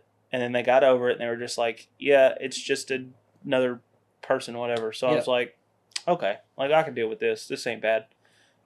I liked all the characters. Like, there was just a lot. Like, and they all had a bigger story. Like, all these side characters had a bigger story than necessarily the first season's side characters. Yeah, and like his friend being there and then getting killed, and you're like, oh, man. I don't know. I liked all of it. And then getting betrayed by, obviously, the person you were going to get betrayed by the whole time. Should have known, dumbass. Yeah. But, honestly... I think that season 3 should be a gas show. I wish they would have done a little bit more with the frontman's brother, like the cop. Yeah, they kind of just searching for the island the whole time. Yeah, like they didn't do anything with him. No, like they did stuff, but it's all just and there's no like there's at least a little bit of action and stuff that happens with the main character. Like there's stuff that happens that is rewarding, if not like sure it doesn't finish up the storyline, but it rewards a little bit. Just going through the games in itself. Yeah, and there's nothing, and even him getting the guns and going to like there's a revolution in these games, but there's nothing at all rewarding with the other dude except for he finds that door and then it blows up like half his team. Yeah. Like there's no reward there at all. It was a setup. Give us a little something. But I mean, I'd say season 2, same as season 1, whatever I'd score it, it'd be about the same score. Maybe 7, 8. I love season 1. I'd give it a 9. Season 2, 7.5 to 8. I would love to have it concluded and then review it again. Review it at the end. That would be pretty sick. I think season 3's coming out this year, so. Yeah, it should be coming out soon. You'll get the review this year, baby. Stay tuned for that. And then the other one we were going to do, I would like to do Bumblebee real quick. Sure, go ahead. Just because I finished it up. Ron, her stepdad, this is the only thing I really want to say about it. That character in that movie, every line that comes out of his mouth is freaking hilarious, man. Like, he's like Agent Simmons in the original trilogy. Like, he's so, like, just every word you could, he's so fucking funny. Like, yeah, at the beginning you hate him because she doesn't have Haley Steinfeld doesn't have like, her family is obviously just a suburban normal family and she's not the same. Like her dad died and they're all getting over it and she's not. But then, and then he gives her like a Smile More book. And you're like, fuck you, dude. Like, but it's still funny. And then the car chase scene, I don't remember the exact words he's saying, but every line out of his mouth is so fucking funny, dude. I like Bumblebee. You know what I really like about that movie is it changes it up. Because it does break canon, technically. But I think the last night breaks canon much more. If The Last Night didn't exist, like, because The Last Night shows Bumblebee in World War II and stuff. Yeah. And we know that those characters aren't there that long. At least from the first From the Transformers first movie few, with yeah, Shia LaBeouf. Yeah, we know that. We don't know Bumblebee's not. That's what I'm saying. If it's Bumblebee all the way up until the fourth one, Age of Extinction, it's all tied in together. It makes sense. The Last Night throws it all out the trash. But the G1, which is like the original generation Transformers in Bumblebee at the very first like 10 minutes of them fighting on Cybertron is so fucking cool, dude. It made me want to go watch, and I started watching Transformers 1986 again. Yeah. It's on YouTube for free, so if you want to watch it. Yeah. I need to rewatch Bumblebee for sure. And maybe the OG movie. The OG one's so good, man. It's got a killer cast. Judd Nelson plays Hot Rod. He's the guy. He's the like bad boy from Breakfast Club. You got Leonard Nimoy, who plays Spock in all the Star Trek movies. He plays Galvatron. And then you got Orson Welles, one of the most famous actors of all time, I feel like, plays Unicron. That's pretty cool. What's Orson Welles from? I think I can't really remember. I just know he's super famous. Let's say I don't even. He's an old. Well, he died in 1986, like right after this movie came out. Oh yeah. So just a classic actor from. Yeah, so it's not like something necessarily we would watch, but our parents and grandparents probably know him a lot. But sure. I think he was in what's that movie with like Rosebud, Citizen Kane? I think he's in Citizen Kane. I'm not sure. Don't quote me on that. I haven't watched Citizen Kane because I'm a loser. Don't know that one either. I'm also a loser. But yeah. Anyway, Bumblebee with the G1 like designs really knocks it out of the park, and I can't wait to watch Rise of the Beast. I've started the first like 20 minutes of it, but I want to watch it again. I heard it was okay. It was pretty good the first time I watched it. I remember. I really like that actor, because he's in. I think he's in Over the Hedge or something like that. Or no, he's in Bad Guys, the other DreamWorks movie with the wolf and stuff. I know that. Yeah. Yeah, he's a pretty good actor too, and I really like that movie. But I remember liking it when I watched it the first time. I gotcha. But anyway, Bumblebee, out of 10, I would say an 8, 7. I would say 7. Yeah. It's not as good as like the first 3 because it's like lower stakes and stuff, but it's funnier. It's more down to earth type Transformers, you know? Yeah, I remember seeing it in theaters and like walking out being satisfied. Like, well, it has what you want between Sam and Bumblebee, but just with a different character, which, I mean, kind of sucks. She's likable, though. My cup broke. Yeah, she is likable. I like Haley Steinfeld's character. It's like what you wanted at the beginning. It's like that feeling you get at the beginning of Transformers when Sam's like, oh, my car's a fucking robot. Yeah. You get that the whole movie in that one. Yep. You know? Yeah. Yeah, low stakes type of stuff. Yeah. Anything else you wanted to review? Anything? I was just gonna say next episode we can get kind of in depth into Friendly Neighborhood Spider-Man. Yeah, we'll have an extra episode to talk about, you know, so we can review the first 2 or 3. Was it 2 episodes that came out today? Yeah, 2. So we should be able to review those next week after I actually watch them. Yeah, but I mean, other than that, that's all I really got. Well, I will say, just while we're on the pod, you know, have a chance to talk about it before it happens.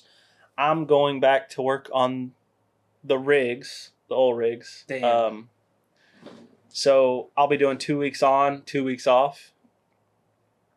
So the 2 weeks I'm here, those 2 podcasts will be more in depth. Maybe even like the first one while I'm there. Just once a month, we'll have one that's pre-recorded. We won't be able to respond to your last, like your comments on the last episode or anything. But that's just once a month. And we'll probably try to, I can still like, you know, I got 12 hours off out there in the middle of nowhere. So with nobody, no friends, no responsibility. So I'll go watch movies at the theater and I can watch whatever I want. So we could do play games even. Yeah. We could switch up content, maybe make some like emergency movie reviews, maybe. But they will be 2 pre-recorded episodes. Yeah.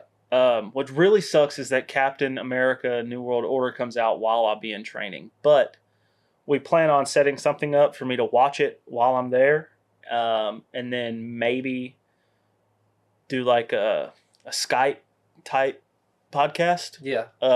Which sucks, but it's something, Yeah. so we can review it. You're leaving me high and dry. We got to make something work. Yeah, we'll make something work for it. We just want to stay just for stuff that comes out. We'll probably do those type of things if something comes out while I'm on the rig, or we could even save it. I mean, what's 2 weeks? Yeah, I mean, we reviewed. Yeah, it's just this first time I go. I have to do training, so it'll be like 3 weeks probably. But we're gonna pre-record some episodes for you guys, so you guys don't miss. Released on Thursdays. We're gonna try to stick to that schedule. I like that. Well, I'll get back on Thursdays too, so we can record, and they might not be out Thursday morning. We might even change to Fridays. It's up in the air. Yeah. I mean, we're gonna get stuff out there to you guys. Yeah, once a week. We'll stick to our once a week schedule for sure for you guys. I know we don't have the most fans right now, but I know Andy and Austin and Andy and Ben will be there. They'll we look forward to it. So yeah, try to stay on a 1 week schedule for you guys. Anyway,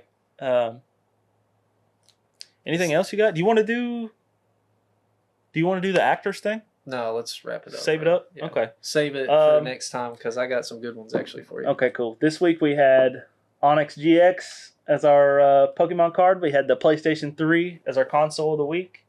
Yeah. Fits well since we talked about had to talk about them this week. We did. Fits good. Yeah. Anyway. This has been the Who's Keeping Score podcast, episode 4. Thank you guys for watching, and we'll see you next week. Don't forget to like and subscribe. Like and subscribe, and check us out on TikTok.